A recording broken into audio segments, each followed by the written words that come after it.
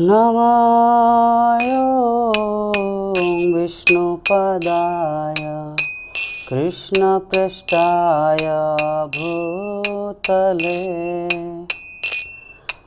श्रीमते भक्ति वेदांत स्वामिनिति नामिने नमस्ते सरस्वती देवे गौरवाणी प्रचारिणे निर्विशेष शून्यवादी पश्चात्देशतारिणे जय श्री कृष्ण चैतन्य प्रभु नित्यानंद श्री अद्वैत गदाधर श्रीवासदि गौरभक्तवृंद हरे कृष्णा कृष्ण कृष्णा हरे हरे हरे राम राम राम हरे हरे हरे कृष्णा कृष्ण कृष्ण हरे हरे हरे राम राम राम हरे हरे हरे कृष्णा कृष्ण कृष्ण हरे हरे हरे राम राम राम हरे हरे जय राधा माधव राधे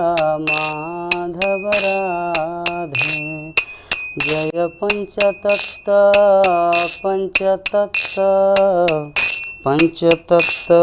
जय पंचतत्व जय गौरनिताय जय गौरनिताय जय नृसिंहदेव जय नृसिंहदेव जय प्रहलाद महाराज जय प्रहलाद महाराज जय जय प्रभुपाद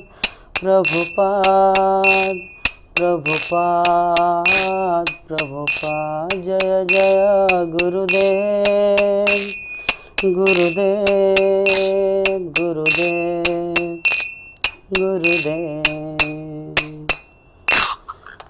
जय ओं विष्णुपाद परमहंस परिवार जगाचार्य अष्टोत्तर शतशिले श्री भक्तिवेदांत स्वामी जगद्गुरु श्रील प्रभुपाद की, श्रील भक्ति सिद्धांत सरस्वती ठाकुर गोस्वामी महाराज की, श्रील गौर किशोरदास बाबाजी महाराज की, सच्चिदानंद श्रील भक्ति विनोद ठाकुर की जय, वैष्णव सार्वभौम श्री जगन्नाथ दास बाबाजी महाराज की जय, रूप सनातन भट्ट रघुनाथ श्री जीव गोपाल भट्टदास रघुनाथ सड़ गोस्वामी प्रभुगण की जय, नामाचार्य श्री हरिदास ठाकुर की जय, प्रेम से कहो श्री कृष्ण चैतन्य प्रभु नित्यानंद श्री अद्वैत गदाधर शिवासादि गौर भक्तवृंद की, श्री श्री राधा कृष्ण गोप गोपीनाथ श्याम कुंड राधा कुंड गिरि गोवर्धन की जय, वृंदावन मथुरा धाम की, श्री श्री जगन्नाथ बलदेव सुभद्रा महारानी की, जगन्नाथपुरी धाम की, श्री श्री मायापुर नवद्वीप धाम की जय, गंगा माई जमुना माई की, भक्ति देवी तुलसी महारानी की, अनंत कोटि वैष्णव भक्तवृंद की, समवेत गौर भक्तवृंद की, निताई गौर प्रमानंदे। ओम अज्ञानतिमिरन्धस्य ज्ञानञ्जनशलाकया चक्षुरुन्मिलितं येन तस्मै श्रीगुरुवे नमः। श्रीचैतन्यमनोभीष्टं स्थापितं येन भूतले स्वयं रूप कदा मह्यं ददाति स पदान्तिकं। वन्देऽहं श्रीगुरो श्रीयुतपदकमलं श्रीगुरुन् वैष्णवांश्च श्रीरूपं साग्रजातं सहगना रघुनाथन्नितं तं सजीवं साद्वैतं सावधूतं परिजनसहितं कृष्णचैतन्यदेवं श्री राधा कृष्ण पादान सहगना ललिता श्री विशाखान्वितांश्च नमो विष्णुपादाय कृष्णपृष्ठाय भूतले श्रीमते भक्तिवेदांत स्वामी निति नामिने नमस्ते सरस्वती देवे गौरवाणी प्रचारिणे निर्विशेष शून्यवादी पाश्चात्य देशतारिणे वाञ्छाकल्पतरुभ्यश्च कृपा सिन्धुभ्येव च पतितानां पावनेभ्यो वैष्णवेभ्यो नमो नमः। नमो महावदान्याय कृष्णप्रेमप्रदायते कृष्णाय कृष्णचैतन्य नाम्ने गौरतिस्से नमः। पञ्चतत्त्वात्मकं कृष्णं भक्तरूपस्वरूपकं भक्तावतारं भक्तखं नमामि भक्तिशक्तिकम्। हे कृष्ण करुणा सिंधु दीनबंधु जगतपते गोपीश गोपिकाकांत राधाकांत नमस्तुते। तप्त कांचन गौरांगी राधे वृंदावनेश्वरी वृषभानुसुते देवी प्रणमामि हरे प्रिये। नीलाचल निवासाय नित्याय परमात्मने बलभद्र सुभद्राभ्यां श्री जगन्नाथाय ते नमः। जय श्री कृष्ण चैतन्य प्रभु नित्यानंद श्री अद्वैत गदाधर शिवासादि गौरभक्तवृंद। हरे कृष्णा कृष्णा कृष्णा हरे हरे हरे राम राम राम हरे हरे।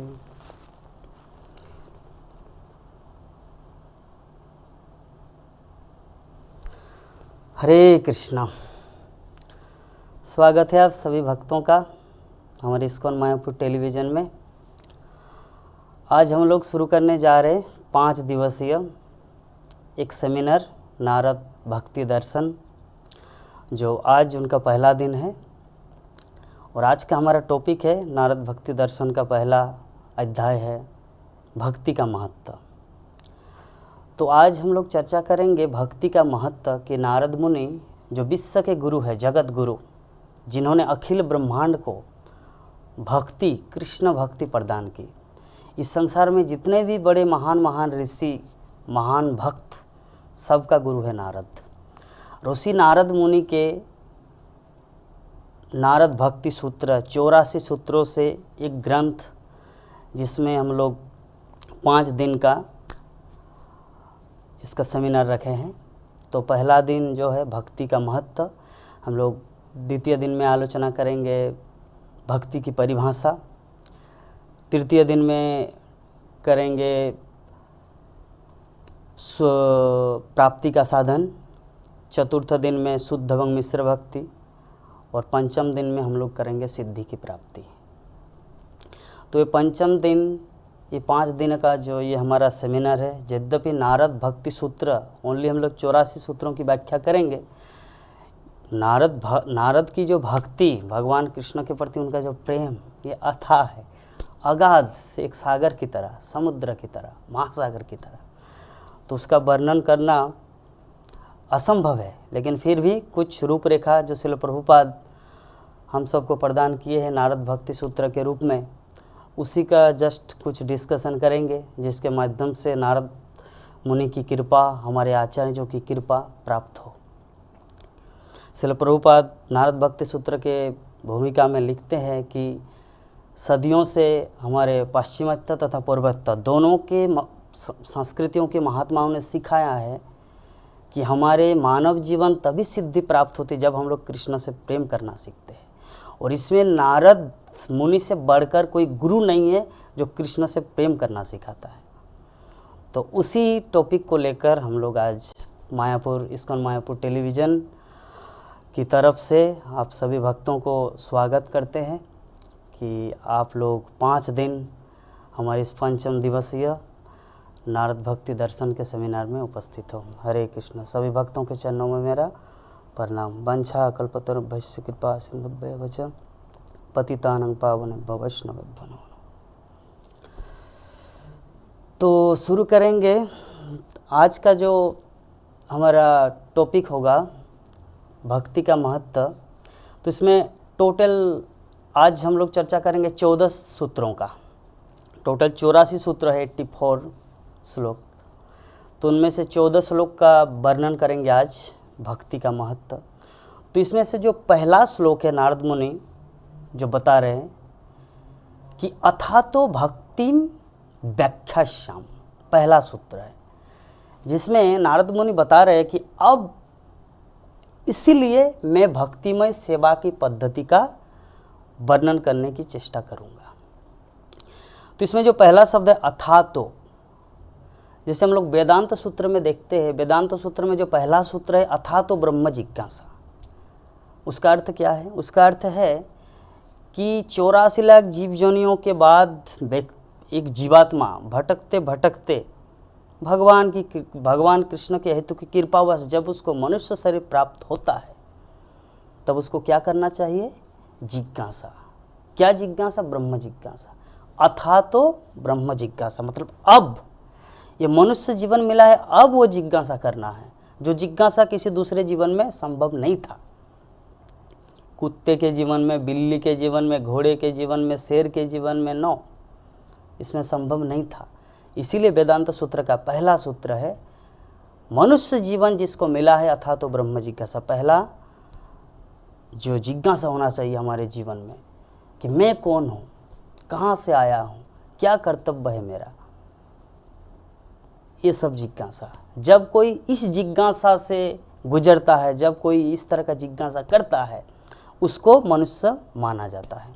अन्यथा मनुष्य और पशु में कोई ज़्यादा अंतर नहीं है। मनुष्य जीवन तब शुरू होता है, श्रील प्रभुपाद तात्पर्य में लिखते हैं, मनुष्य जीवन तब शुरू होता है जब उसको ये अंडरस्टैंडिंग, ये समझ आता है कि अब मुझे परम तत्व के विषय में जिज्ञासा करना है, जानना है। मैं दुख नहीं चाहता, फिर भी दुख आता है।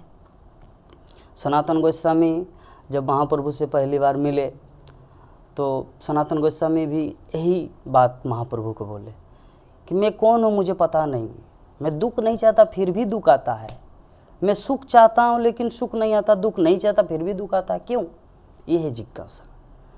तो मनुष्य जीवन इसलिए मिला है। मनुष्य जीवन ही वो साधन है जिसके माध्यम से हम लोग इस जिज्ञासा को कर सकते हैं, अन्यथा दूसरे जीवन में संभव नहीं है, किसी पशु पक्षी के जीवन में संभव नहीं है।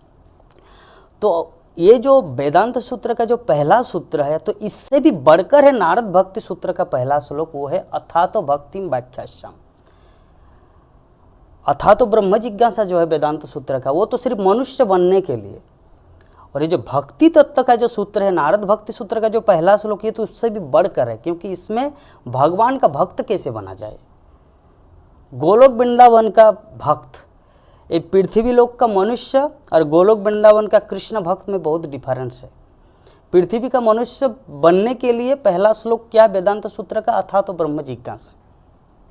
और गोलोक वृंदावन में कृष्ण का पार्षद बनने के लिए पहला चीज है अथातो भक्ति व्याख्यास्याम। नारद मुनि यहाँ पर बता रहे कि जब तक भक्ति नहीं करेंगे तब तक तो भगवान कृष्ण को प्राप्त नहीं किया जा सकता। भगवान श्री कृष्ण अर्जुन को पहले ही बता चुके हैं कि भक्ता माम अभिजानाति जावन्नश्चास्मि तत्तत। एकमात्र भक्ति के द्वारा मुझ परमेश्वर भगवान को जाना जा सकता है, वो भी तत्तत। ज्ञान योग, हठ योग, अष्टांग योग, ध्यान योग, कोई योग काम नहीं करेगा, एकमात्र भक्ति योग। तो इसीलिए भक्ति जो है, भक्ति का पहला जो अर्थ है, नारद मुनि 84 सूत्रों में से पहले सूत्रों में क्या बता रहे कि भक्ति की पद्धति का वर्णन करने की चेष्टा करूंगा।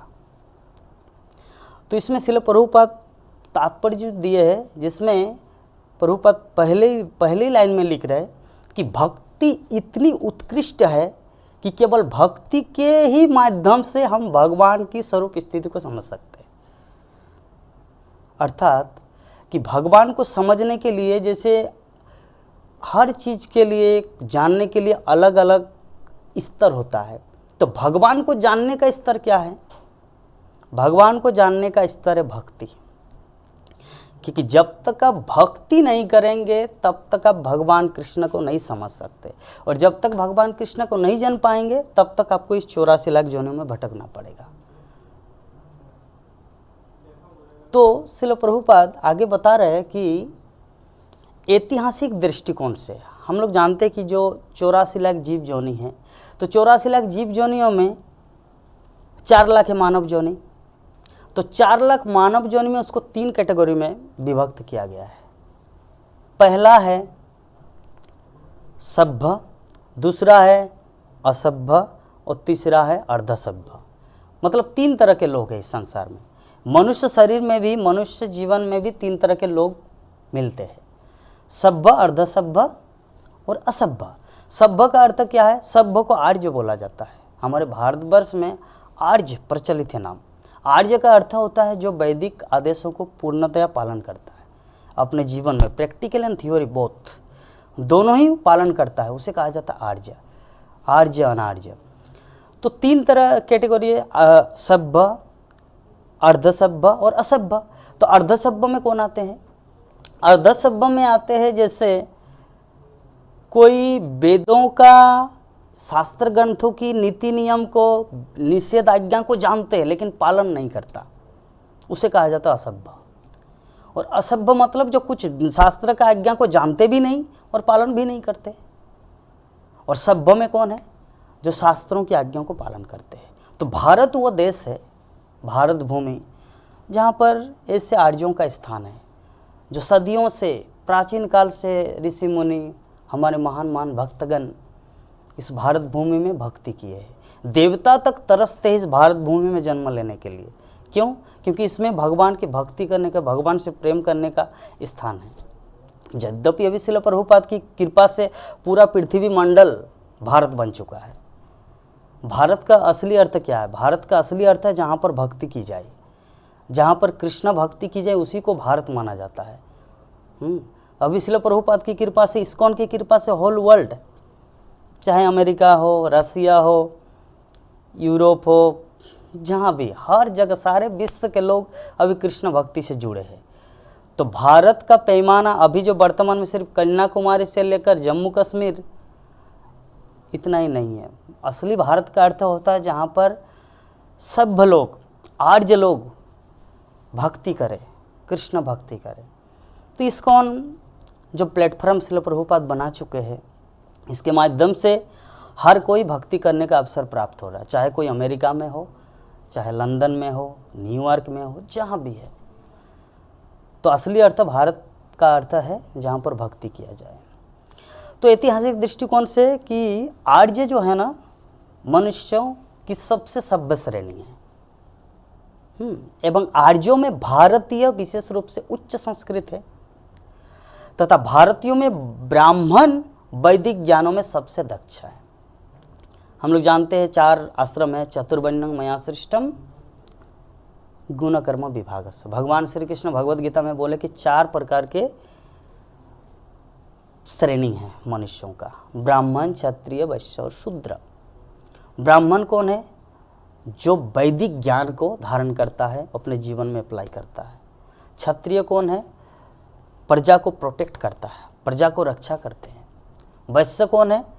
खाद्य सामग्री को उत्पादन करते हैं। और शूद्र कौन है?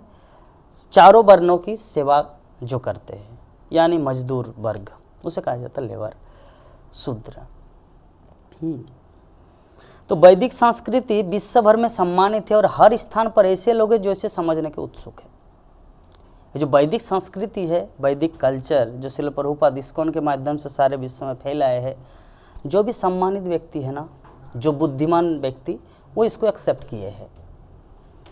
तो इसमें ये जो नारद भक्ति सूत्र में भक्ति की जो व्याख्या किया जाएगा, पहले में क्या बता रहे? पहले सूत्र में नारद था तो भक्ति व्याख्या शाम, कि भक्ति की पद्धति वर्णन करने की चेष्टा करूंगा। अभी इसी श्लोक में पूरा वर्णन हुआ नहीं, पहले श्लोक में बता रहे नारद मुनि कि मैं अभी करूंगा। तो श्रील प्रभुपाद उसमें समझा रहे हैं कि भक्ति को प्राप्त करने के लिए एक व्यक्ति भक्तिवान होता है। कौन मनुष्य है, कौन पशु है, कौन भक्ति करते हैं, उसका पहचान क्या है। तो भक्ति जो करने के जो योग्य है, योग्यता क्वालिटी क्या है, वो पहले सूत्र में श्रील प्रभुपाद डिस्कस किए हैं। हाँ, तो यहाँ पर बताया गया है कि जितने सारे ऐसे लाखों उपासक ब्राह्मणों में विभिन्न देवताओं की पूजा करते हैं। अभी भारतवर्ष में क्या है समस्या, अभी वर्तमान में, आप पहले प्राचीन काल में जो एक्सट्रीमली इंटेलिजेंट मतलब अत्यंत बुद्धिमान व्यक्ति एकमात्र कृष्ण की पूजा करते थे। लेकिन कलियुग का प्रभाव ऐसा है कि देवता और भगवान दोनों को एक समान मानते हैं। एकमात्र इस्कॉन की कृपा है, श्रील प्रभुपाद की कृपा है कि इस डिफरेंस को जगत के सामने प्रस्तुत किया गया है। अन्यथा हर कोई गणेश भगवान, काली भगवान, कृष्ण भगवान है, काली देवता है, देवी है, गणेश देवता है, इंद्र देवता है, चंद्र, वरुण। तो देवता और भगवान को डिफरेंस किया गया एकमात्र इस्कॉन। यद्यपि ये सब वेदों में है, लेकिन उस तरह व्याख्या नहीं किया गया था कि हर कोई समझ सके कि कृष्णा और शिव में क्या अंतर है। लेकिन अभी श्रील प्रभुपाद के बुक्स, श्रील प्रभुपाद के पुस्तकों के माध्यम से हर कोई समझ मतलब इतना तो ज्ञान है कि देवता कौन है, मनुष्य कौन है, अप्सरा कौन है, गंधर्व कौन है, सिद्धगण, ऋषि, मुनि, योगी, भगवान, सबके बारे में लगभग शिक्षा है। तो भक्ति करने की जो योग्यता का जो वर्णन किया गया इस श्लोक में, तो वैदिक संस्कृति विश्व भर में सम्मानित है। इसका तो हम लोग को पता चल ही गया कि ब्राह्मणगण जो है ना विभिन्न देवताओं के उपासक होते हैं और भौतिक फलों की प्राप्ति हेतु उसे कर्मकांडी कहते हैं। 3 तरह हमारे शास्त्रों में कर्मकांडी, ज्ञानकांडी और उपासना कांड, 3 है। कर्मकांडी में कौन आता है? जो अपने इंद्रिय तृप्ति के हेतु, इंद्रिय तृप्ति करने की जो इच्छा है, ऐसे व्यक्ति को कर्मकांडी कहा जाए। मतलब वो देवी देवता की पूजा इसलिए करते ताकि उसके रिप्लेस में, उसके बदले में कुछ उसे मिले। अगर इसकी पूजा करेंगे तो ये मिलेगा, उसकी पूजा करेंगे तो ये मिलेगा। यह इसे कहा जाता है कर्मकांडी। और इससे जो थोड़ा ऊपर लेवल का वो है ज्ञानकांडी। और ज्ञानकांडी में क्या है? उनको पता चल जाता है कि संसार में कुछ नहीं है, बस मृग मरीचिका है। कुछ ये जो इंद्रिय तृप्ति करना, ये जो फल की भोग, भौतिक भोग की कामना, ये सब बेकार है। उनको पता चल जाता है।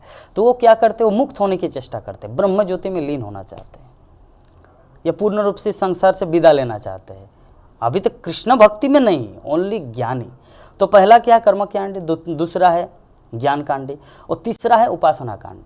उपासना कांड में कौन आता है? भगवान विष्णु की सेवा, भगवान कृष्ण की भक्ति।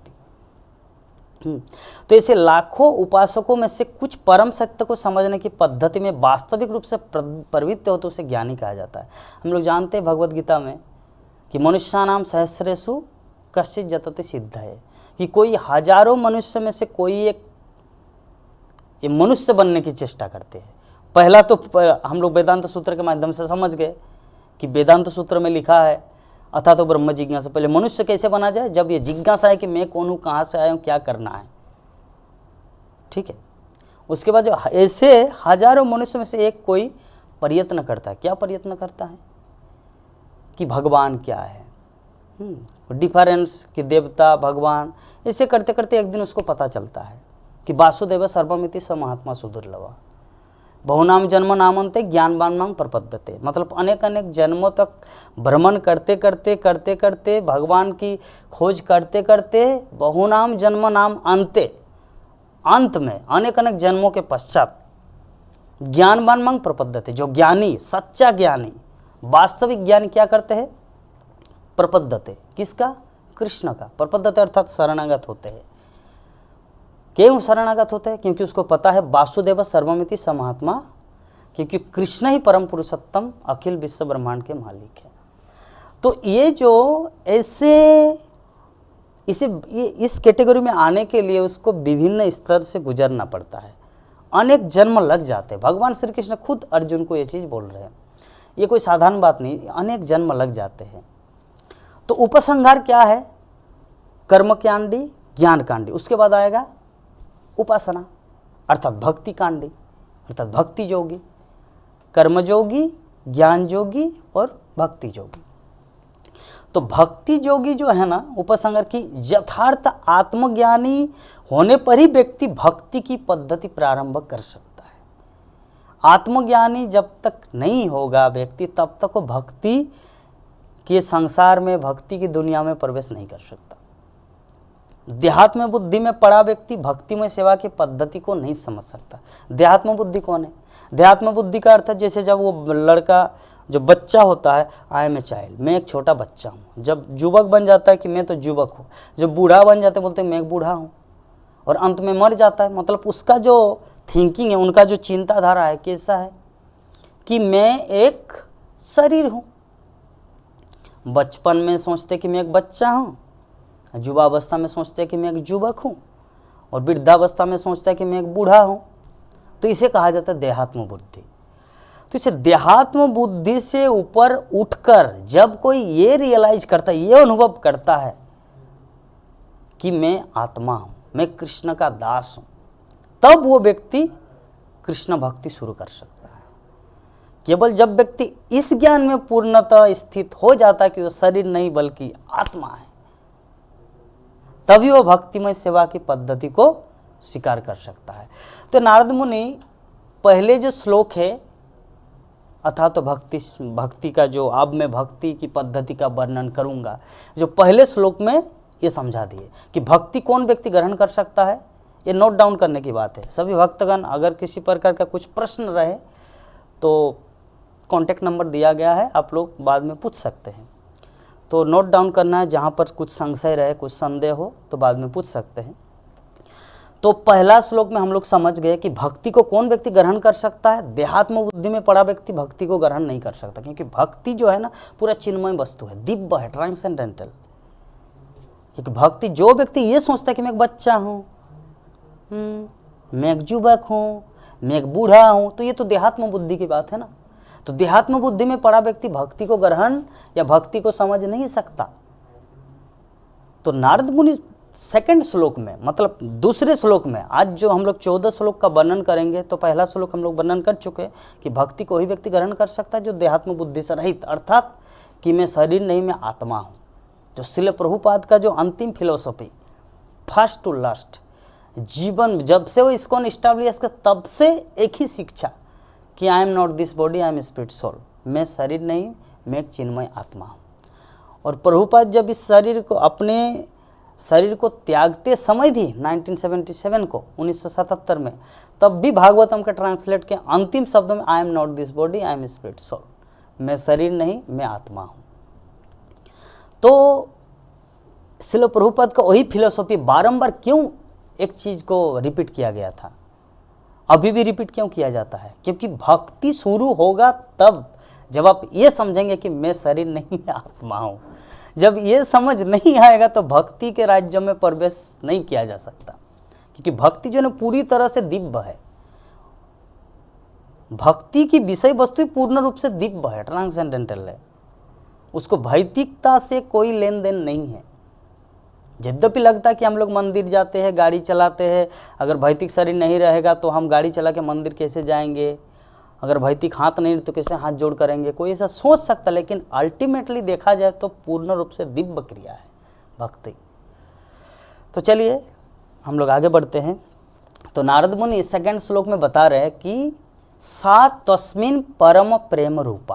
पहला श्लोक हम लोग वर्णन कर चुके हैं, सेकंड जो द्वितीय श्लोक में बता रहे कि सा तस्मिन परम प्रेम रूपा, अर्थात कि भक्तिमय सेवा परम उत्कृष्ट शुद्ध भगवत प्रेम के रूप में प्रकाशित होती है। भक्तिमय सेवा जो हम लोग भक्ति करते हैं, इसका अर्थ क्या है?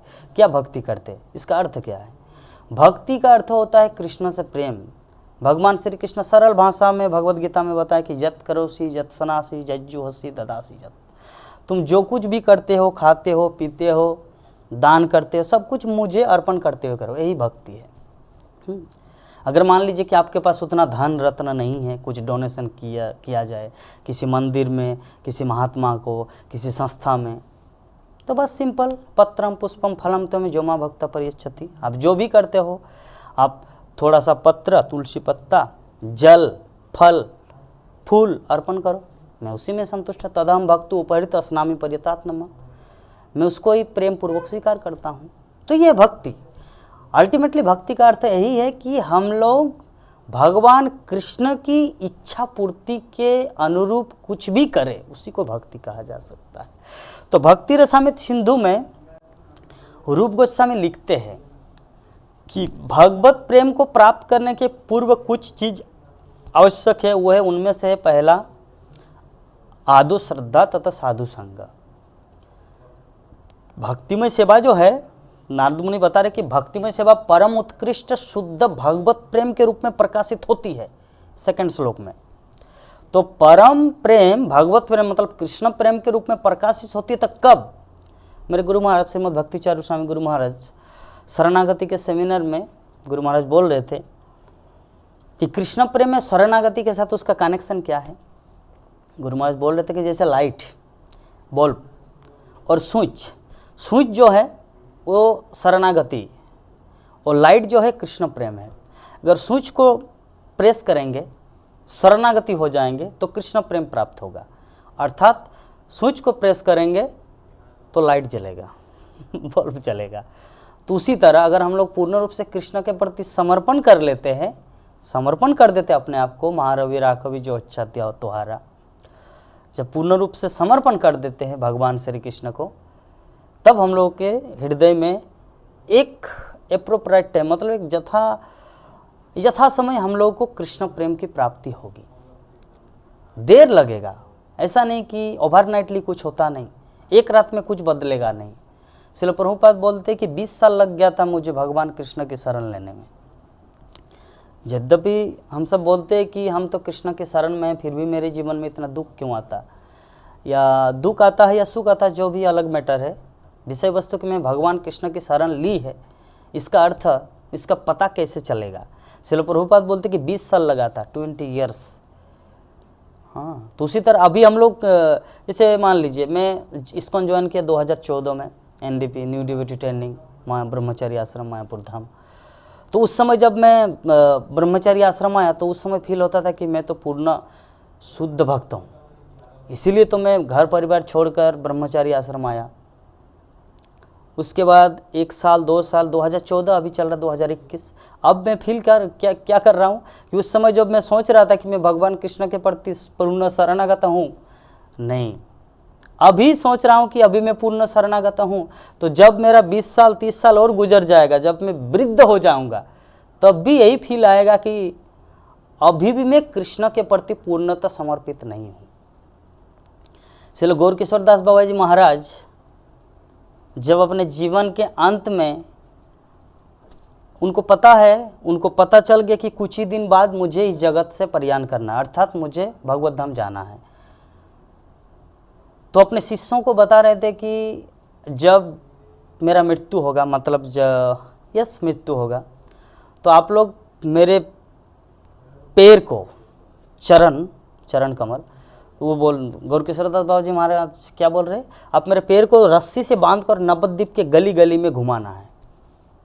क्यों ऐसा करेंगे? क्योंकि मेरा तो जीवन भर अब तक मैं कृष्ण के प्रति पूर्णतः शरणागत नहीं हो सका, तो शायद नवद्वीप का धूल, मायापुर का धूल, चैतन्य महाप्रभु के धाम का धूल अगर मेरे शरीर में लगे तो शायद मैं शुद्ध भक्त बन जाऊं। तो ऐसे शुद्ध भक्त जो श्रील भक्ति सिद्धांत सरस्वती ठाकुर हमारे परम गुरुदेव,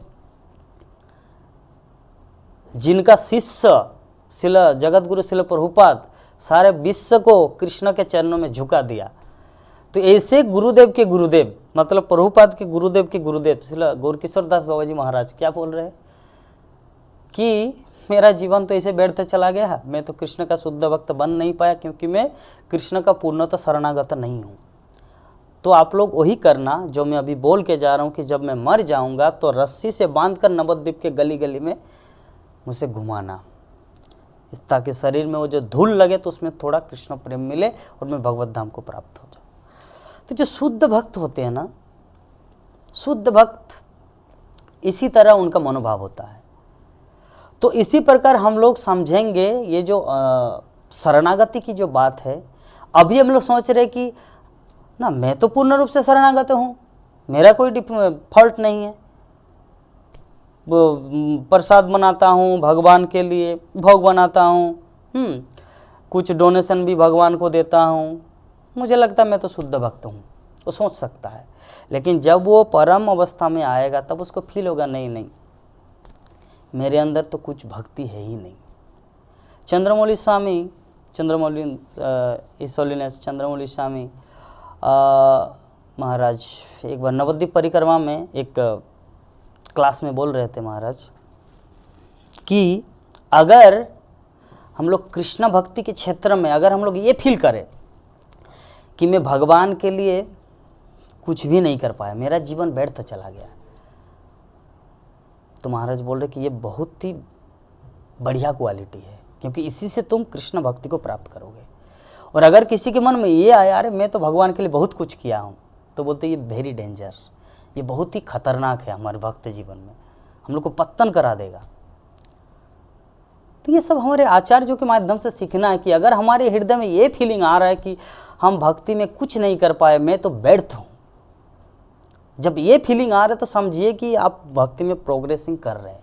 और अगर मन में ये फीलिंग आ रहा है जो भी है मैं उससे तो बढ़कर हूँ, वो जो भक्त है ना उससे तो मैं बढ़कर हूँ, नहीं, ये फीलिंग आएगा ही नहीं। ये फीलिंग, ये भाव अगर आपके हृदय में आ रहा है, इसका अर्थ आपका भक्ति का प्रवेश भी नहीं हुआ है भाई। क्योंकि भक्ति में प्रवेश करने के लिए विनम्रता पहला चीज है, तिरनादपि। क्योंकि जबकि मेरा अधिकार नहीं है सब डिस्कस करने का, लेकिन जबकि टॉपिक चल रहा नारद मुनि की शिक्षा के ऊपर, श्रील प्रभुपाद के शिक्षा के ऊपर, इसीलिए मुझे वर्णन करना पड़ रहा है।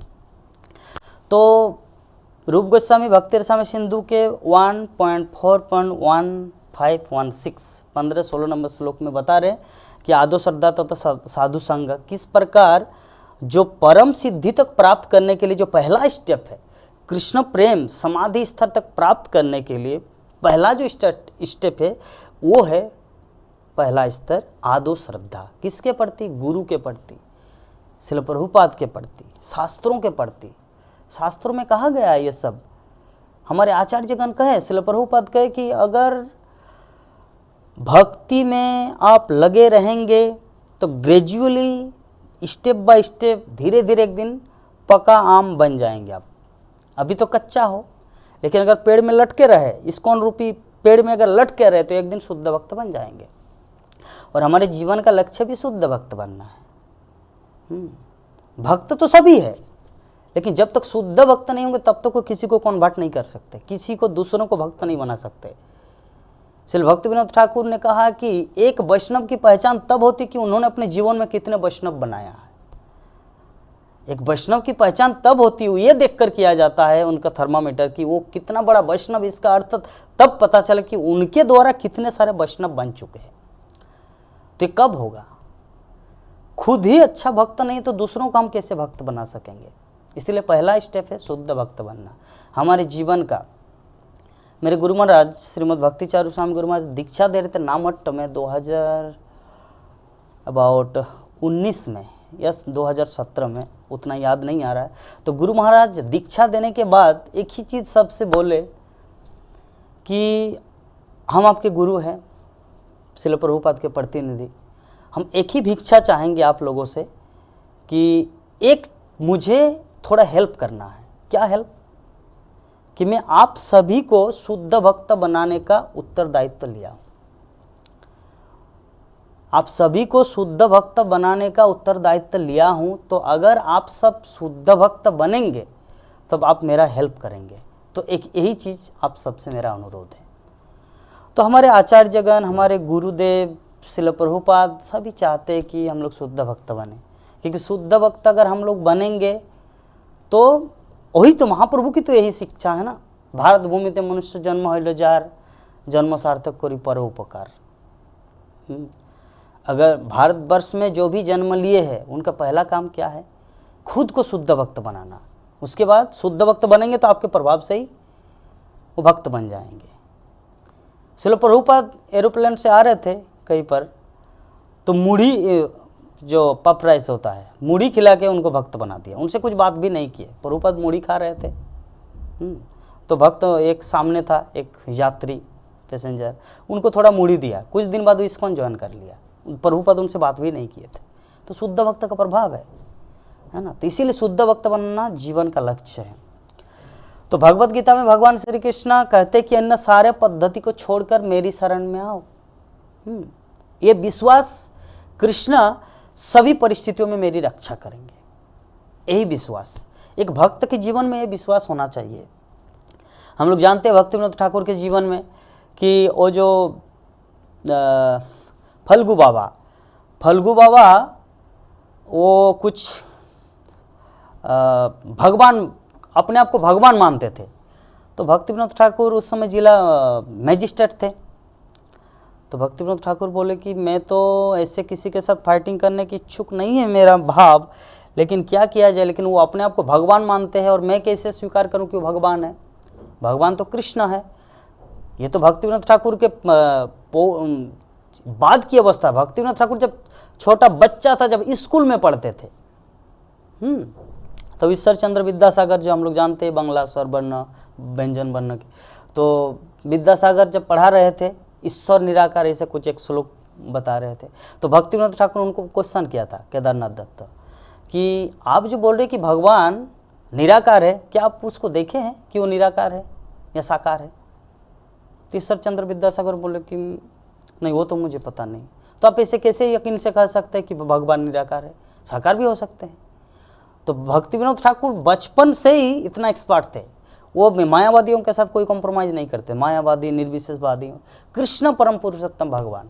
और वही पद्धति भक्ति सिद्धांत सरस्वती ठाकुर, श्रील प्रभुपाद, हमारे आचार्य, हमारे गुरुदेव और इस्कॉन का हर मेंबर बोल्डली हर जगह बोलते कि Krishna is the supreme personality of godhead, Krishna परम पुरुषोत्तम भगवान है।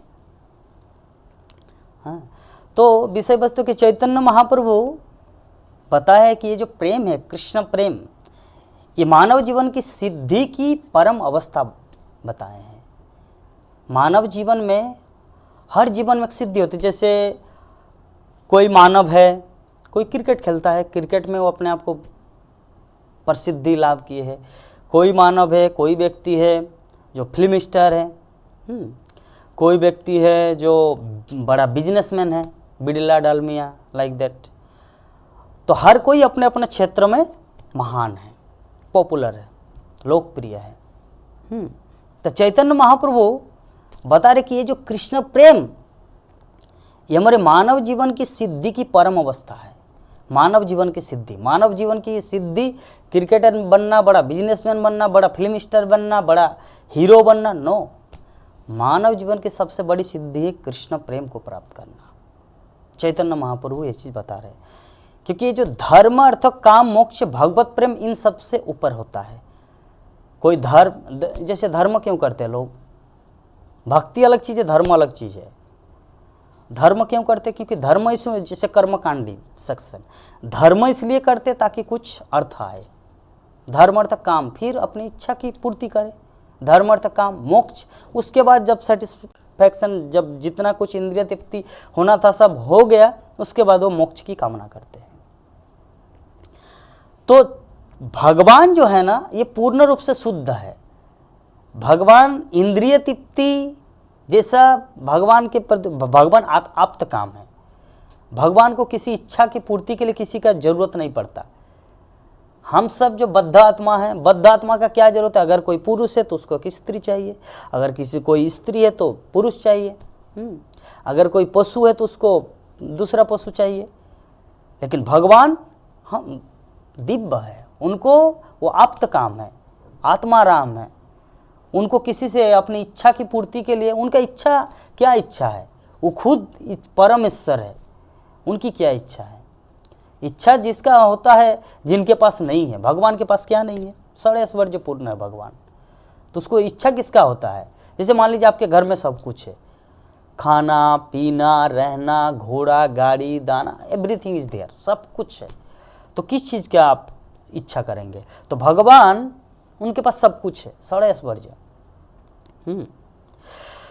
तो भगवान को प्राप्त करने के लिए श्रील प्रभुपाद यहाँ पर जो द्वितीय हमारा श्लोक है, द्वितीय श्लोक में श्रील प्रभुपाद तात्पर्य में लिख रहे हैं कि चूंकि भगवान शुद्ध है और इसीलिए शुद्ध हुए बिना कोई भी भगवत प्रेम के उच्चतम सिद्धि स्तर तक नहीं पहुंच सकता।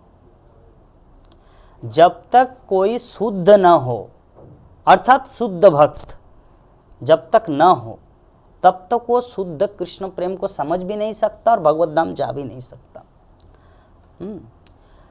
तो इस प्रकार हम लोग देखें कि पहला सूत्र हमारा हुआ, द्वितीय सूत्र, तृतीय सूत्र में नारद मुनि बता रहे हैं कि अमृत स्वरूपाचा, भक्ति क्या है, भक्ति का महत्व, कल हम लोग डिस्कस करेंगे भक्ति की परिभाषा, भक्ति क्या है, और आज हम लोग डिस्कस करेंगे भक्ति जरूरी कितना जरूरी है हमारे जीवन में, मानव जीवन में भक्ति कितना जरूरी है, भक्ति का महत्व, उसका जो सेमिनार का पहला डे आज। और कल हम लोग डिस्कस करेंगे भक्ति की परिभाषा कि भक्ति एक्चुअली है क्या। तो तृतीय श्लोक में नारद मुनि बता रहे कि अमृत स्वरूपाचा, ये शुद्ध भगवत प्रेम नित्य है। शुद्ध भगवत प्रेम नित्य है। नित्य का अर्थ होता सनातन, जो कभी माइनस प्लस नहीं होता, जिसे कहा जाता है। हमारे जीवन में जो प्रेम है वो माइनस प्लस होता है। जब हम लोग छोटे बच्चे रहते हैं, हमारा प्रेम किसके साथ होता है? माँ के साथ, क्योंकि माँ दूध पिलाती है। उसके बाद जब हम लोग थोड़ा बड़े हो जाते हैं,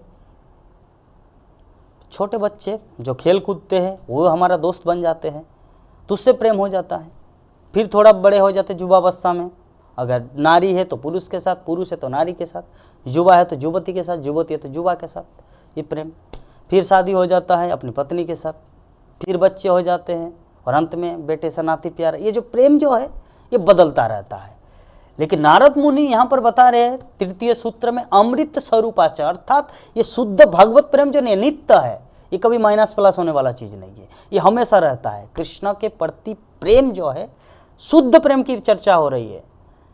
कृष्ण के प्रति जो हमारा प्रेम जो है ना, ये नित्य है।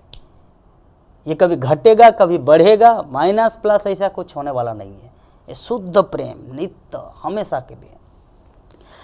तो श्रील प्रभुपाद तात्पर्य में लिख रहे हैं कि जब कोई व्यक्ति भगवत प्रेम का सिद्ध स्तर प्राप्त कर लेता है तो वो अपनी वर्तमान देह में ही मुक्त हो जाता है तथा अपने अमरत्व की वैधानिक स्थिति का अनुभव करता है। सिद्ध स्तर, भगवत प्रेम का सिद्ध स्तर जब प्राप्त करते हैं तब क्या होता है? जैसे उदाहरण,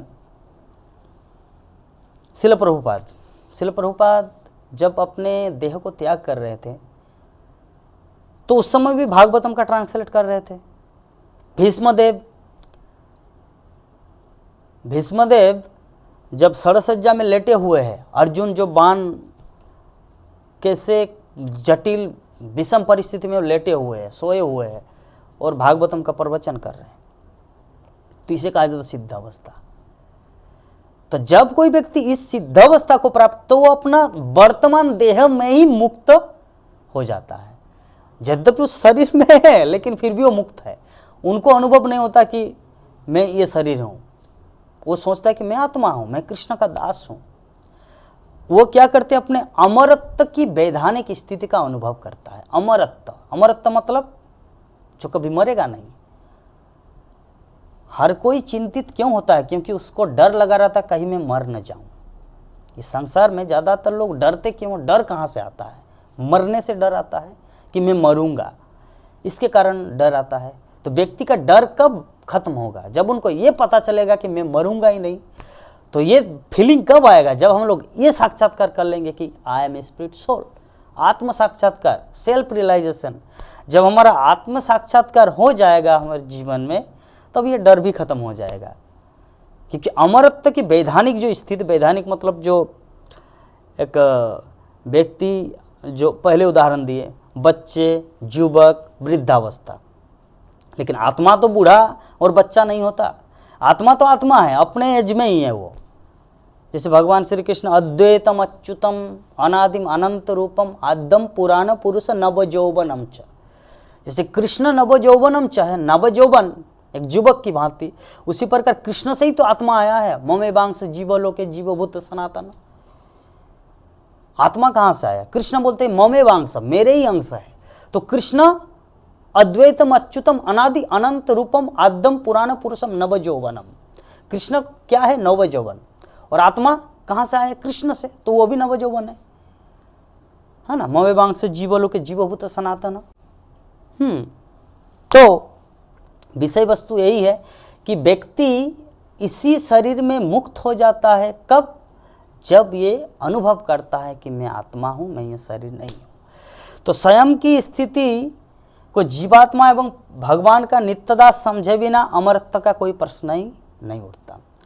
हमारे जो अपना जो स्टेज की हम किस स्तर में हैं, जब तक हम लोग भगवान की स्थिति को नहीं समझेंगे, जब तक हम लोग अपनी स्थिति को नहीं समझेंगे, तब तक ये जो अमरत्व है, ये जो नित्य जीवन का कोई प्रश्न ही नहीं उठता। क्योंकि हम लोग जानते हैं व्यक्ति जब मूर्ख होता है, मूर्ख मतलब हर कोई मूर्ख है, जिसका भी भगवत ज्ञान नहीं है वो मूर्ख है। जब कोई व्यक्ति ये नहीं जानता कि कृष्णा और मेरे में अंतर क्या है, मैं क्या हूँ, मैं एक छोटा सा एक बद्ध आत्मा हूँ, अभी बद्ध जीव है ना।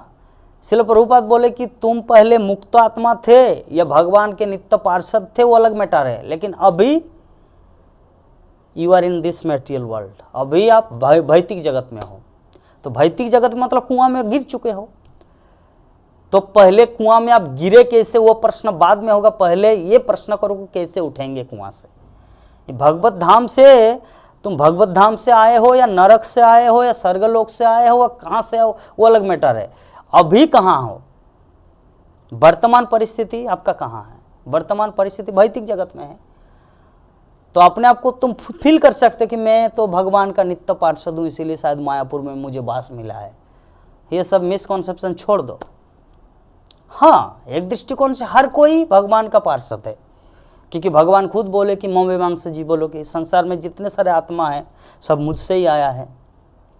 और भगवान कहाँ रहते थे, भौतिक जगत में या भगवत धाम में? भगवत धाम में। तो एक दृष्टिकोण से हर कोई भगवान का पार्षद है, लेकिन अभी वो कहाँ है? कोई कुत्ते के रूप में, कोई बिल्ली के रूप में, कोई घोड़े के रूप में, कोई हाथी के रूप में, कोई प्रेत के रूप में है। तो इससे तो मुक्त होना है ना। तो मानव जीवन ही वो साधन है जिससे हम मुक्त हो सकते हैं। तो जब तक हम लोग इस तथ्य को नहीं समझेंगे कि अपनी वैधानिक स्थिति को भगवत अंश समझने वाला तथा स्वयं को पूर्ण गंभीरता से भक्तिमय सेवा में नियोजित करने वाला व्यक्ति तुरंत अमृत हो जाता है। जब हमारा ये अंडरस्टैंडिंग हो जाता है कि मैं कृष्ण का नित्य दास हूँ, कृष्ण कृष्ण है, हम है, कृष्ण विभु है, हम अंश है, कृष्ण सागर के तुल्य, हम एक छोटे बूंद के तुल्य है। कृष्ण के साथ हमारा कंपेयर ही नहीं हो सकता। सागर में कितने पानी है? सागर में अथाह समुद्र, अपार संसार, अथाह है, जिसको कोई पार नहीं, इतना पानी है। और एक बूंद का मात्रा कितना है? एक बूंद के सामने कुछ, एक सागर के सामने एक बूंद कुछ भी नहीं। उसी प्रकार हम सब जो है ना, हम सब अंश है और कृष्ण विभु है, विभु आत्मा और अनु आत्मा। भगवान विभु आत्मा है, परमात्मा, हम सब अनु आत्मा है, क्षुद्र अंश है। तो अमृतस्य च हम लोग सेकंड श्लोक में देखें, और चतुर्थ श्लोक में नारद मुनि बता रहे हैं कि जल्लब्धा पुमान सिद्धो भवत मृतो भवति तृप्तो भवति, अर्थात कि शुद्ध भगवत प्रेम में दिव्य भक्तिमय सेवा के स्तर को पाकर व्यक्ति सिद्ध, अमृत एवं शांत हो जाता है।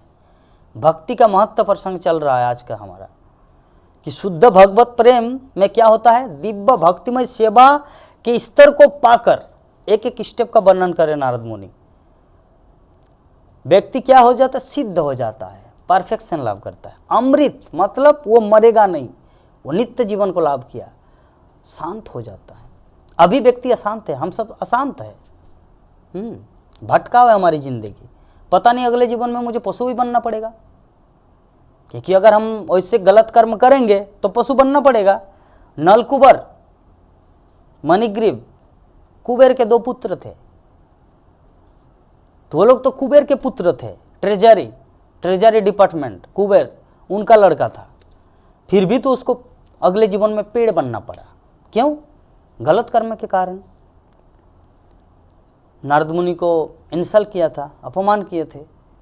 तो अगर हम लोग भी अपने जीवन में वैष्णव अपराध करेंगे तो हमारा कोई गति नहीं है, हमारा निस्तार नहीं है।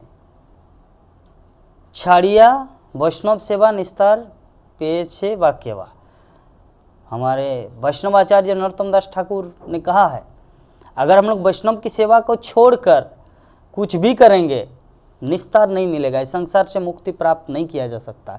वही 84 लाख में हम लोग को भटकना पड़ेगा। हाँ, तो आज अभी जो श्लोक है, चतुर्थ नंबर श्लोक में क्या बता रहे कि जल्लब्धा पुमान सिद्धो भवत मृतो भवति तृप्तो भवति, मतलब शुद्ध भगवत प्रेम क्या है? शुद्ध भगवत प्रेम में क्या होगा? दिव्य भक्तिमय सेवा के स्तर को पाकर व्यक्ति सिद्ध, अमृत एवं शांत हो जाता है। अशांत तो हर कोई जानता है, लेकिन शांत क्या है वो किसी को पता नहीं, क्योंकि जब तक कोई भक्ति नहीं करता, जब तक कोई भक्ति के स्तर को नहीं प्राप्त कर लेंगे, तब तक शांति क्या है उसको पता ही नहीं चलेगा। क्योंकि शांति का सूत्र तो भगवत गीता में भगवान कृष्ण बोले हैं ना कि भोक्तारम यज्ञ तपसांग सर्वलोको महेश्वरम सुहृदम सर्वभूतानम ज्ञातामंग शांति मृच्छते। शांति किसको प्राप्त होगा? जिसको पता है क्या कि कृष्ण ही अखिल विश्व ब्रह्मांड के मालिक है। भोक्तारम यज्ञ तपसांग सर्वलोक महेश्वरम। Not only Bharatvarsh, not only America, Bharat, पृथ्वी, अनंत कोटि विश्व ब्रह्मांड, सर्वलोक महेश्वरम। जब जो कोई इसे जानता है कृष्ण कि कृष्ण सर्वलोक महेश्वर है, सर्वलोक महेश्वरम, भक्तारम यज्ञ तपसांग सर्वलोको महेश्वरम सुहृदम सर्वभूतानाम। और भगवान कृष्ण का दूसरा क्वालिटी क्या है? सुहृदम सर्व, समस्त जीवों का शुभचिंतक। ऐसा नहीं कि मैं तो हिंदू हूँ, मैं तो मुसलमान हूँ, मैं तो क्रिश्चियन हूँ, मैं तो मनुष्य हूँ, मैं तो पशु हूँ, वो तो बंदर है, मैं तो ब्राह्मण हूँ, ऐसा कुछ नहीं। सर्वभूतानाम सुहृदम सर्वभूतानाम, कृष्ण सबका शुभचिंतक है। सुहृदम सर्वभूतानाम ज्ञाता, जो इसे जानता है। सुहृदम सर्वभूतानाम ज्ञातामांग, जो मुझे जानता है इस तरह की मेरे अंदर कि मैं सबके शुभ चिंतक हूँ, मैं समस्त जगत के मालिक हूँ। ज्ञाता मांग शांति मृच्छति, वो व्यक्ति शांति को प्राप्त करता है। तो नारद मुनि यही चतुर्थ श्लोक में आज बता रहे हैं कि शांति कौन प्राप्त करते हैं? जब कोई ये भक्तिमय सेवा इस सिद्ध स्तर को प्राप्त करता है।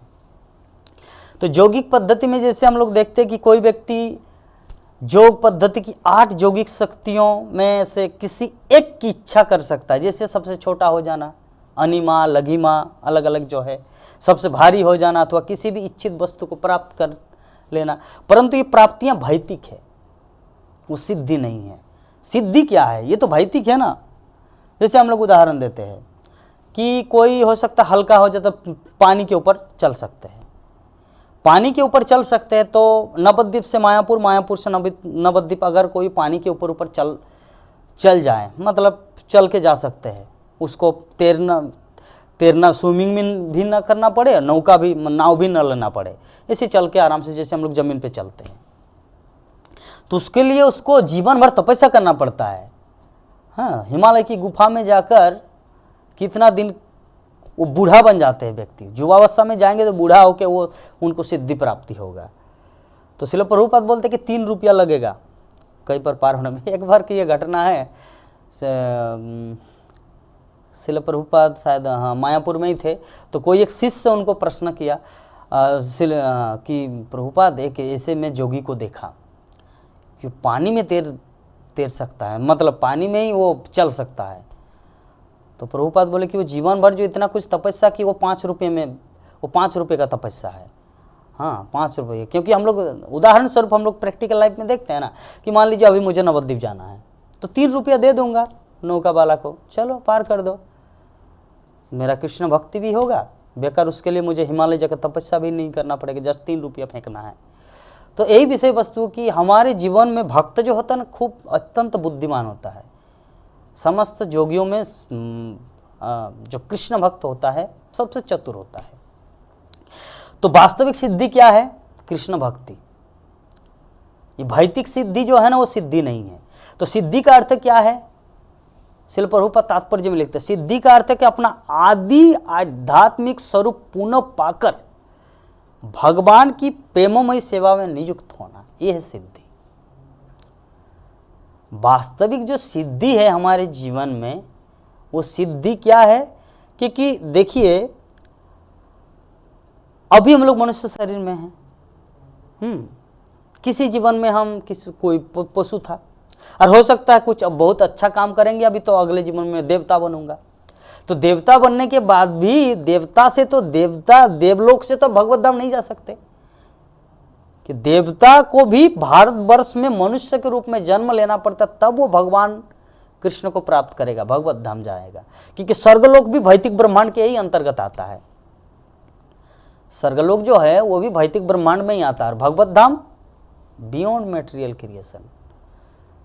हाँ, हमारे भौतिक आकाश जो है इससे परे है। तो सिद्धि जो है ना, वास्तविक सिद्धि हमारे जीवन में क्या, जो मनुष्य शरीर हम लोग को प्राप्त हुआ है, अभी कृष्ण का शुद्ध भक्त बनना है। हमारे जो ओरिजिनल जो स्वरूप है, जीवेर स्वरूप हो नित्य कृष्णदास। तो नारद मुनि पंचम श्लोक में बता रहे हैं कि जत प्राप्य किंचित दांछन्ति न सोचति न देष्टि न रमते नोत्साही भवति, कि ऐसी शुद्ध भक्तिमय सेवा में नियुक्त व्यक्ति न तो इंद्रिय तृप्ति हेतु कोई इच्छा करता है, न किसी हानि का शोक करता है, न किसी से द्वेष करता है, न अपने लिए कोई हर्ष मनाता है, और न ही भौतिक क्रिया में अति उत्साही होता है। नारद मुनि बता रहे हैं, शुद्ध भक्ति का वर्णन कर रहे हैं। हम लोग इस चीज़ के माध्यम से, एक जैसे किसी का बुखार आता है, तो थर्मामीटर के माध्यम से उसको पता चलता है कि मेरा कितना बुखार है। तो जो नारद भक्ति सूत्र है, जो नारद भक्ति दर्शन है, नारद मुनि जो जगत गुरु, विश्व गुरु, ब्रह्मांड गुरु, अखिल ब्रह्मांड के गुरु, उनका जो फिलोसॉफी नारद भक्ति दर्शन, उनका जो सूत्र, जो थर्मामीटर, उनके माध्यम वो जैसे जैसे बोल रहे कि उसमें अगर हम लोग सही उतर रहे तो समझिए कि हम लोग भक्ति के स्तर में हैं, अन्यथा हम लोग भक्ति के राज्य में अभी तक प्रवेश ही नहीं किए हैं, है ना। नारद मुनि क्या क्या बता रहे हैं। प्रभुपाद तात्पर्य में लिख रहे कि भक्तों को केवल अपने शरीर एवं आत्मा को संयुक्त रखने हेतु तो आवश्यक मात्रा में भोजन करना चाहिए।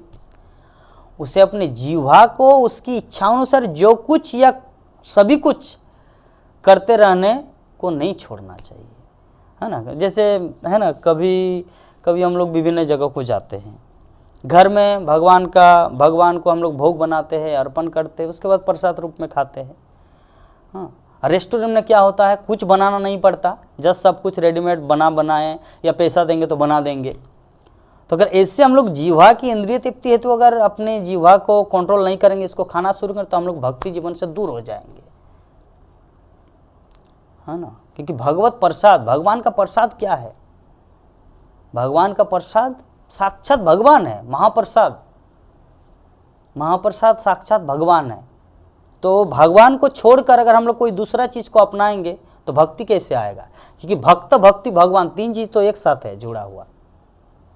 भक्ति कौन कर सकता है? जो भक्त है।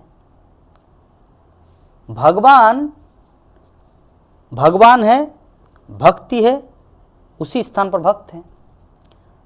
भक्त है मतलब उनके जीवन में भक्ति है और भगवान है। भक्ति है इसका मतलब भक्त है और भगवान है। तो तीनों चीज जो है ना वो जुड़ा हुआ है। तो ये जो प्रसाद, महाप्रसाद हम लोग ग्रहण करते हैं, भगवत प्रसाद, तो इसमें भगवान की कृपा है। महाप्रसाद के रूप में भगवान प्रकट हुए इस जगत में। तो महाप्रसाद को अगर हम लोग न खाकर दूसरा कुछ चीज को खाएंगे तो भक्ति कैसे होगा? भक्ति का तो कुछ लक्षण होना चाहिए ना, कि भक्ति के लिए, अब भक्ति के लिए ही भक्ति को खाना है। हाँ, महाप्रसाद के रूप में भगवान अपने आप को प्रकट किए हैं। तो अगर उसको हम लोग नहीं स्वीकार करेंगे तो भक्ति कैसे आएगा? भक्ति के लिए कुछ कुछ विधि विधान है ना, प्रसाद पाना, हरि नाम जपना, भक्तों का संग करना। तो ये सब कुछ जो है यहाँ पर कि श्रील प्रभुपाद बता रहे हैं कि भक्त को अपनी आत्मा और शरीर को बनाए रखने हेतु ही प्रसाद ग्रहण करना चाहिए। अपनी जीवा की तृप्ति हेतु इधर उधर का नहीं खाना चाहिए। तो इस जगत में भौतिकता से प्राप्त कुछ भी कोई अपने साथ नहीं ले जाता। जो एकमात्र वस्तु अपने साथ ले जाता है वह भक्तिमय सेवा की निधि, केवल वही कभी छीन नहीं होती। इसलिए प्रभुपाद तात्पर्य में लिख रहे हैं, हम लोग इस जगत में कोई करोड़पति है, शंखपति, लक्षपति, अरबपति, पद्मपति, कितना ही बड़ा धनी, कितना ही बड़ा कुछ हो जाए,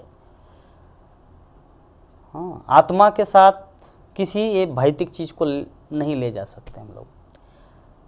अगर कुछ ले जाने वाली कोई अगर वस्तु है वो है भक्ति, भक्तिमय सेवा के निधि। मतलब भक्तिमय सेवा की संपत्ति हम लोग भगवत धाम को ले जा सकते हैं। मतलब आत्मा जहाँ भी जाएंगे वहाँ ले जा सकते हैं। अगर भक्ति रहेगा तो भगवत धाम जाएंगे, पुण्य रहेगा तो स्वर्गलोक जाएंगे, पाप रहेंगे तो नरक जाएंगे। लेकिन आत्मा के साथ अगर कृष्ण भक्ति रहेगा तो भगवत धाम जाएंगे। तो शुद्ध भक्त भक्तिमय सेवा के संपादन में देसी, ईर्षालु या आलसी नहीं होता। अपनी प्रगति के प्रति निश्चित व सदा अपने निर्धारित भक्तिमय कर्तव्य करता रहता है। जैसे कोई निंदा करता है भक्तों का कि वो जो है ना अच्छा भक्त नहीं है, वो ऐसे किए थे, वो ऐसे किए, अभी पहले ऐसा करता था अभी ऐसा कर रहा है, बाद में ऐसे कह रहे। तो ये जो दूसरों के प्रति ईर्षा, देसी भक्त जो होता है ना, शुद्ध भक्त या शुद्ध भक्त बनने के जो प्रयासी है, वो ये सब हेर फेर में नहीं जाता है। क्योंकि अगर वो ऐसे जाएंगे तो अपना समय का अपव्यय करते हैं, है ना। रूप गोस्वामी के पास जो एक तार्किक आए थे कि मैं आपसे तर्क करना चाहता हूँ, तो रूप गोस्वामी बोल रहे कि मेरे पास तो अभी समय नहीं है। तो रूप गोस्वामी बाद में बता रहे थे, अपने जीव गोस्वामी को बता रहे थे कि ऐसे तार्किकों से तर्क करने से बेहतर कि 2 माला जप कर लो, 2 माला हरि नाम करो, हरे कृष्ण कृष्ण कृष्ण हरे हरे, हरे राम राम राम हरे हरे। तो ये सब भक्त आचार्यों से हम लोग को टेक्निक सीखना है। भक्ति जीवन में प्रगति करने के लिए अपना बुद्धि पर्याप्त नहीं है। भक्ति जीवन में प्रगति करने के लिए हमारे आचार्यों से सीखना है। भक्ति विनोद ठाकुर, श्री गौर किशोरदास बाबा जी महाराज, रूप गोस्वामी, सनातन गोस्वामी, हमारे गुरु वर्ग, इस्कॉन गुरु वर्ग, इनसे सीखना है।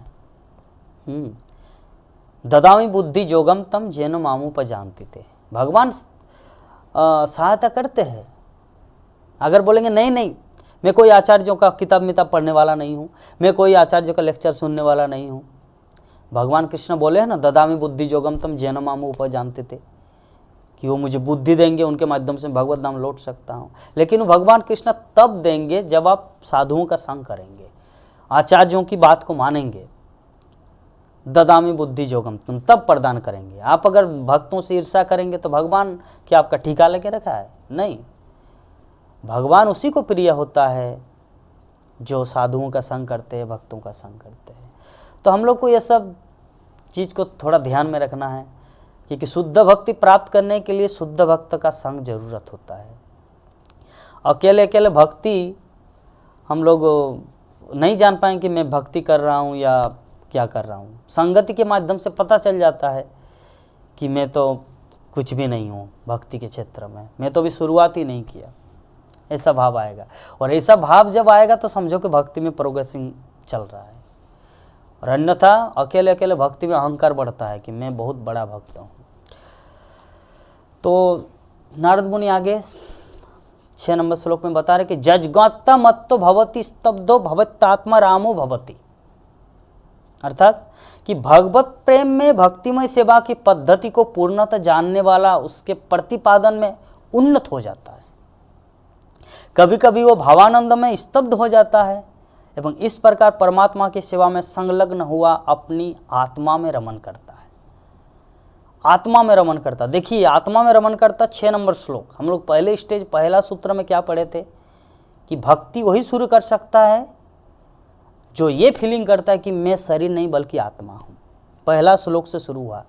तो ये जो पूरा भक्ति में ये जो 5 दिन का जो सेमिनार है पूर्ण रूप से आत्म साक्षात्कार व्यक्तियों के लिए है।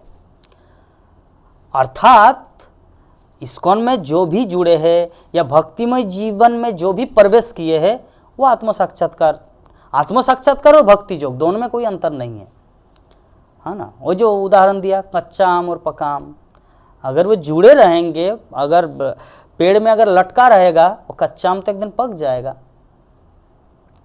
तो 6 नंबर श्लोक में बता रहे नारद मुनि कि आत्मा में कौन रमन कर सकता है? जो भक्तिमय सेवा की पद्धति को पूर्णतः जान चुका है, उसमें उन्नत हो जाता है। कैसे भगवान की सेवा कर, नहीं चलिए रेस्टोरेंट में जाना मेरी इंद्रिय तृप्ति का है, चलिए हम वहाँ नहीं जाएंगे, भगवान को यहीं पर भोग लगाएंगे, खुद अपने हाथों से बनाएंगे प्रेम के साथ। तो भक्त वही करेगा, क्योंकि आचार्य मना किए है इससे मत करो। तो आचार्य की बात मान रहे इसीलिए भक्ति कर रहा है। तो आचार्यों से जो बात कर मतलब उनकी बातों को हम लोग अपने जीवन में जो धारण कर रहे हैं, यही ये शुद्ध भक्ति का पहला सिम्टम। शुद्ध भक्ति का पहला लक्षण ये होता है कि हम लोग आचार्यों की बात को मान रहे हैं। बाकी सब हम लोग 64 माला जप कर रहे हैं या 132 माला जप कर रहे हैं, वो सेकंड है। पहला भक्ति जीवन में हम आए हैं या भक्ति कर रहे कि नहीं, पहला जो लक्षण होना चाहिए वो है कि हम लोग आचार्यों की बात को मानते हैं, वरिष्ठ भक्तों की बात को मान रहे हैं। तो श्रील प्रभुपाद तात्पर्य में लिख रहे हैं 6 नंबर श्लोक के कि भगवान चैतन्य महाप्रभु कहते हैं कि भगवत प्रेम का आनंद इतना व्यापक है कि ब्रह्मानंद ज्ञान के अणु आनंद की तुलना में एक महासागर के समान है। ये जो ब्रह्मानंद हम लोग जानते हैं कि जो ज्ञानी होते हैं, ज्ञानी क्या करते हैं, वो शून्य का ध्यान करता है। ब्रह्मानंद भगवान के निराकार ज्योति का ध्यान करता है। लेकिन जो भक्ति में जो आनंद है वो क्या है, महासागर के समान तुलना किया गया है, चैतन्य महाप्रभु बोल रहे हैं। और ब्रह्मानंद की तुलना एक बूंद। तो सभी वैदिक शास्त्रों में भक्तिमय सेवा में उन्मत्तता के स्तर को सर्वोच्च सिद्ध स्तर कहा गया है। ये साधारण व्यक्तियों अभक्तों द्वारा प्राप्त नहीं है। ये जो भक्ति में जो उन्मत्तता मतलब क्या है, उन्मत्तता मतलब जैसे नारद मुनि बता रहे हैं कि भावानंद में स्तब्ध हो जाता है। जैसे उदाहरण स्वरूप श्रील भक्ति सिद्धांत सरस्वती ठाकुर एक बार प्रवचन दे रहे थे, तो ऐसे राधा रानी कृष्ण का ऐसा कुछ लीला वर्णन करते करते वो कुछ बोल ही नहीं पा रहे थे, अपने रूम में जाके रो रहा था। तो भक्ति सिद्धांत सरस्वती ऐसा क्यों किए, वहाँ पे पब्लिक के सामने क्यों नहीं रोए? हाँ, क्योंकि उनको पता है कि साधारण लोग नहीं समझेंगे इस चीज़ को। ये रूम में जाके अपने कमरे में जाके रो रहा था, कृष्ण प्रेम गदगद हो गया था। तो साधारण व्यक्ति इस चीज़ को नहीं समझ सकता। तो सेकंड स्टेप में, सेकंड लाइन में श्रील प्रभुपाद तात्पर्य में लिख रहा है कि श्रील भक्ति सिद्धांत सरस्वती ठाकुर कहते हैं प्रेमामयी सेवा की सर्वोच्च सिद्धावस्था की प्राप्ति से रहित अध्यात्म ज्ञान विहीन व्यक्तियों के कृत्रिम रूप से हंसने, रोने या नाचने से उन्हें किसी मंगल की प्राप्ति नहीं हो सकती। अर्थात जिसका कृष्ण प्रेम का उदय नहीं हुआ है और कृत्रिम आर्टिफिशियल रूप से लोगों को दिखाने के लिए कि मैं प्रवचन देते देते मेरा आंसू आ जाते हैं, हाँ, कृष्ण कथा बोलते बोलते मेरा गदगद हो जाते हैं, ये कृत्रिम आर्टिफिशियल रूप से अगर कोई करे तो प्रभुपाद बोल रहे कि उसका मंगल होने वाला नहीं है। क्योंकि देह का, शरीर का बनावटी भाव सदा त्याज्य है। व्यक्ति को भक्तिमय सेवा की परिधि में स्वाभाविक क्रम से स्टेप बाय स्टेप प्रतीक्षा करनी चाहिए कि एवं उस समय जब कोई रोए, नाचे या हंसे तो वो मान्य है। कहने का अर्थ श्रील प्रभुपाद यही बोलना चाह रहे कि भक्तिमय जीवन में ये जो उन्मत्तता, हंसना, रोना, स्तब्ध हो जाना, भगवान के लिए ऑटोमेटिक ये फीलिंग आता है। भगवान के लिए कभी क्रंदन करने को मन करता है कि हे प्रभु आप इतने दयालु है, सच में मैं तो आपके लिए कुछ भी नहीं किया, लेकिन फिर भी आप मुझे कृपा करके मायापुर धाम में रखे। मेरा क्या योग्यता है? कुछ भी योग्यता नहीं। आपके कितने महान महान भक्त जो बाहर जगत में हैं, उनको मायापुर धाम का वास नहीं मिला, लेकिन मैं आपके लिए कुछ भी नहीं कर पा रहा हूँ, लेकिन फिर भी आप मुझे मायापुर में वास दिए हैं। सच में कितनी सौभाग्य की बात है। तो भक्त कोई कोई रो देता है, तो ये भाव स्वाभाविक है, इसमें कोई आर्टिफिशियल कृत्रिम नहीं है, ये फीलिंग आता है। लेकिन ये सब श्रील प्रभुपाद मना करते हैं कि पब्लिक के सामने कि भगवान रोना धोना ये सब कृत्रिम रूप से कोई मंगलदायक नहीं है, बल्कि उसको स्टेप बाय स्टेप भक्ति के विधि विधानों का पालन करना है, ताकि वो समय आए जब वो स्वाभाविक क्रम से हंसे, रोए, नाचे, तब वो मान्य होगा, वो रिकमेंडेड है।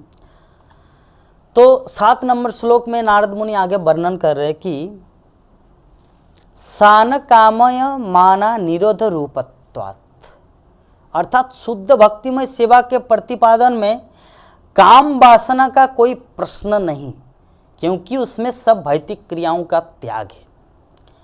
जो शुद्ध भक्तिमय, हम लोग जानते हैं कि हर कोई भक्ति कर रहे हैं, हाँ कैसे भक्ति चल रहा है आपका, कितना माला जप किए।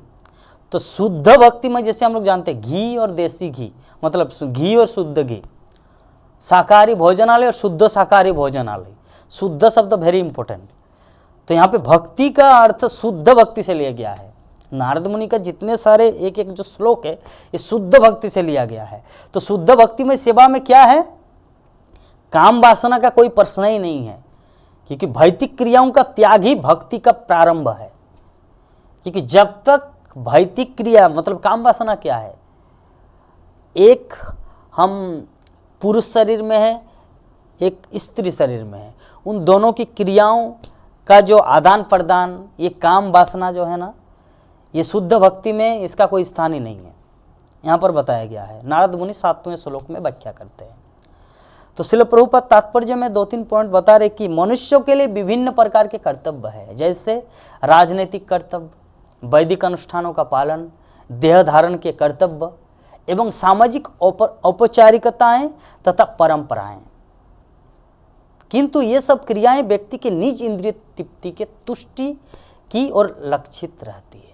ये जितने कुछ है इसमें कोई कृष्ण की इच्छा नहीं है इसमें। हाँ, राजनीतिक कर्तव्य में कृष्ण से क्या लेना देना है, कुछ नहीं है। वैदिक अनुष्ठानों का पालन, ये भी कृष्ण से कुछ नहीं। वैदिक अनुष्ठान मतलब जैसे कर्मकांडी सेक्शन की बात है। देह धारण के कर्तव्य, कुछ अगर आप काम करने नहीं जाएंगे तो आप अपने परिवार को कैसे चला पाएंगे। सामाजिक औपचारिकताएं, समाज में कुछ कुछ चीज़ मेंटेन करना पड़ता है, सड़क में बाएं चलो दाएं मत चलो, ऐसे कुछ कुछ परंपराएं हैं। किंतु ये सब क्रियाएं क्या है, व्यक्ति के निज इंद्रिय तृप्ति का है। तो किंतु गोपियां, ये जो श्लोक 7 नंबर जो है, शुद्ध भक्तिमय सेवा क्या है, श्रील प्रभुपाद तात्पर्य में लिख रहे हैं कि गोपियां जो है ना केवल कृष्ण की इंद्रियों की संतुष्टि चाहती थी, तथा इसीलिए उन्होंने संबंधियों अथवा पतियों के उल्लंघनों की चिंता न करते हुए सामाजिक बंधन का पारस्परिक मार्ग पूर्णतः त्याग दिया। उन्होंने कृष्ण की संतुष्टि हेतु सब कुछ न्यौछावर कर दिया और दिखा दिया कि कृष्ण के प्रति उनकी दृढ़ आसक्ति धुले श्वेत वस्त्र के समान निर्मल है ना। तो गोपियों का जो प्रेम नारद मुनि यहाँ पर पॉइंट आउट किए हैं, आगे हम लोग डिस्कस करेंगे कि गोपियों का जो प्रेम कृष्ण के प्रति पूर्ण रूप से शुद्ध कृष्ण प्रेम है, जिसमें काम वासना कोई प्रश्न ही नहीं है, काम वासना का कोई स्थान ही नहीं है। पति कौन है, उनका पति है, एक पति और पत्नी का एक आदान प्रदान होता है, शारीरिक आकर्षण है, लेकिन गोपियां अपने पति को त्याग दिए और कृष्ण के लिए सब कुछ न्यौछावर कर दिया। दिस इज रियल लव, शुद्ध कृष्ण प्रेम। तो गोपियों के माध्यम से हम लोग देखें तो श्रीमद् भागवतम में भगवान श्री कृष्ण गोपियों के बारे में ये चीज बोले हैं कि सच में गोपियों का प्रेम कृष्ण के प्रति कितना निर्मल, कितना शुद्ध, कितना श्वेत, कितना शुद्ध प्रेम है। भगवान श्री कृष्ण खुद भागवतम के 10 स्कंद के 32 नंबर श्लोक के 32 नंबर अध्याय के 22 नंबर श्लोक में भगवान श्री कृष्ण गोपियों की प्रेम की प्रशंसा करते हैं। भगवान श्री कृष्ण बोलते हैं कि मेरी प्रिय गोपियों, मैं तुम्हारे निर्मल सेवा का ऋण ब्रह्मा के जीवन काल में भी चुका पाने में असमर्थ हूं। मुझसे तुम्हारा संबंध जो ना लांछन से परे है। तुमने दुर्जय गृह संबंधों को काटकर मेरी आराधना की है, अतः कृपया अपने उज्जवल कृत्यों को अपना ही पारितोषिक समझो। मतलब भगवान श्री कृष्ण क्या बोल रहे कि ब्रह्मा के जीवन काल में भी आप जो मेरे प्रति जो भक्ति किए हैं, आप सब उसका ऋण चुकाने में मैं असमर्थ हूं, मैं कंफर्टेबल नहीं हूं। अगर जैसे मान लीजिए कोई किसी को 5,000 रुपया दिया, तो हो सकता है 10 साल बाद उसको 7,000 रुपया देना पड़े या 10,000 रुपया देना पड़े। तो भगवान श्री कृष्ण बोले कि आप जो मेरे प्रति जो प्रेम किए हैं ना, जो ऋण मैं आपसे लिया हूं ना, उसको ब्रह्मा के जीवन काल में भी मेरा शोध करना मेरे लिए असंभव है। इसका मतलब गोपियों का प्रेम कितना यूनिक है, कितना सर्वश्रेष्ठ है। तो नारद मुनि इसका उल्लेख करते हैं। तो शुद्ध भक्तिमय सेवा 8 नंबर श्लोक में नारद मुनि बता रहे कि निरोधस्तु लोक वेद व्यापार अन्यास, अर्थात कि भक्तिमय सेवा में से निरोध का अर्थ है समस्त प्रकार के लौकिक एवं वैदिक आदेशों से प्रेरित धार्मिक कर्मों का परित्याग। श्रील प्रभुपाद तात्पर्य में लिखते हैं कि शुद्ध भक्तिमय सेवा में अविचल श्रद्धा का लक्षण यह है कि व्यक्ति को शुद्ध भक्तिमय सेवा में अवरोधात्मक इच्छाओं का अतिक्रमण करना होता है। कुछ कुछ चीज है व्यक्ति को नहीं करना चाहिए। कृष्ण अगर शुद्ध कृष्ण प्रेम पाना चाहे तो उसको कुछ कुछ चीज नहीं करना है। जैसे उदाहरण स्वरूप कोई अगर एक मेटेरियल एग्जाम्पल दिया जा सकता है, भौतिक उदाहरण, अगर कोई क्रिकेट में नंबर 1 होना चाहे तो फुटबॉल नहीं खेल सकता, वो फिल्म दुनिया में नहीं जा सकता, और राजनीतिक में नहीं जा सकता, पॉलिटिक्स में नहीं जा सकता। अगर कोई पॉलिटिक्स में नंबर 1 होना चाहे तो वो क्रिकेट में नहीं जा सकता, फिल्मी दुनिया में नहीं जा सकता। उसे उसी को लेकर पूरा एकाग्रता से उसको एक्सेप्ट करना है। तो श्रील प्रभुपाद यहाँ पे वही चीज का वर्णन कर, अगर सच में आपको शुद्ध कृष्ण प्रेम चाहिए तो कुछ कुछ चीज आपको त्याग करना है। तो क्या क्या चीज त्याग करना है? जो पहला जो है देवताओं को पूजने की इच्छा। देवताओं को पूजने की इच्छा, साथ में कृष्ण भक्ति भी करेंगे और साथ में दुर्गा माँ का भी पूजा करेंगे, नहीं चलेगा। दुर्गा को पूज सकते इस भावना से जैसे गोपियों ने पूजा था। गोपियों ने कात्यायनी की पूजा की, किस लिए? कि कृष्ण मेरे पति रूप में प्राप्त हो। हमारे जीवन में कृष्ण जो है ना हमारे पति रूप में, पति मतलब कृष्ण, आप मुझे 10,000 रुपया 1 लाख रुपया मत दो, क्या देना है? कृष्ण को मेरे जीवन में दो। तो देवी देवताओं से इस भावना से पूजना है, इस भावना से नहीं ये बाबा हम कृष्ण की पूजा इतना दिन में दुर्गा माँ की पूजा कर रहे थे, अभी तो कृष्ण की पूजा हम चालू किए, ना बाबा मुझे तो दुर्गा माँ का भी पूजना, नहीं तो वो अगर क्रोधित हो जाए तो ऐसी भावना जो है ना मतलब उसका कुछ ज्ञान ही नहीं है, वो मामूर्ख है। देवी देवता क्या है? देवी देवता भगवान के दास है, और देवी देवता तब ज्यादा प्रसन्न होते जब कोई भक्त कृष्ण की पूजा करते हैं। देवी देवता प्रसन्न हो जाते हैं। हम लोग जानते हैं ध्रुव महाराज के जीवन में, ध्रुव महाराज भगवान विष्णु की तपस्या करने गए, 6 महीने में भगवान को प्राप्त किया। तो उसमें जितने सारे देवी देवता, पहले तो यद्यपि इंद्र थोड़ा सा डगमगा रहे थे कि शायद मेरे कुर्सी अर्थात सिंहासन इंद्रासन को प्राप्त करने के कारण ध्रुव महाराज तपस्या करती, उसको ये डाउट था। खैर नारद मुनि की कृपा से वो कन्फ्यूजन दूर हो गया। तो बाद में देवी दुर्गा अर्थात पार्वती उसके पास, ध्रुव महाराज को हर तरह से रक्षा किया। जो जंगल में जो जीव जंतु जो है उसको कोई हानि ना पहुंचाए, इसलिए दुर्गा देवी वहाँ पर ध्रुव महाराज की रक्षा करते थे। क्यों?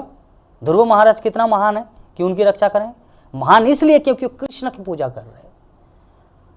तो जो कृष्ण की भक्ति करता है उससे बड़ा महान इस जगत में कोई नहीं है। इसीलिए श्रील प्रभुपाद इसमें पॉइंट आउट कर रहे हैं कि अगर सच में शुद्ध कृष्ण भक्ति को प्राप्त करना है तो पहला चीज को त्यागना है, वो पहला चीज है देवताओं की पूजने की इच्छा। द्वितीय है कृष्ण से अलग किसी दूसरे की सेवा की इच्छा।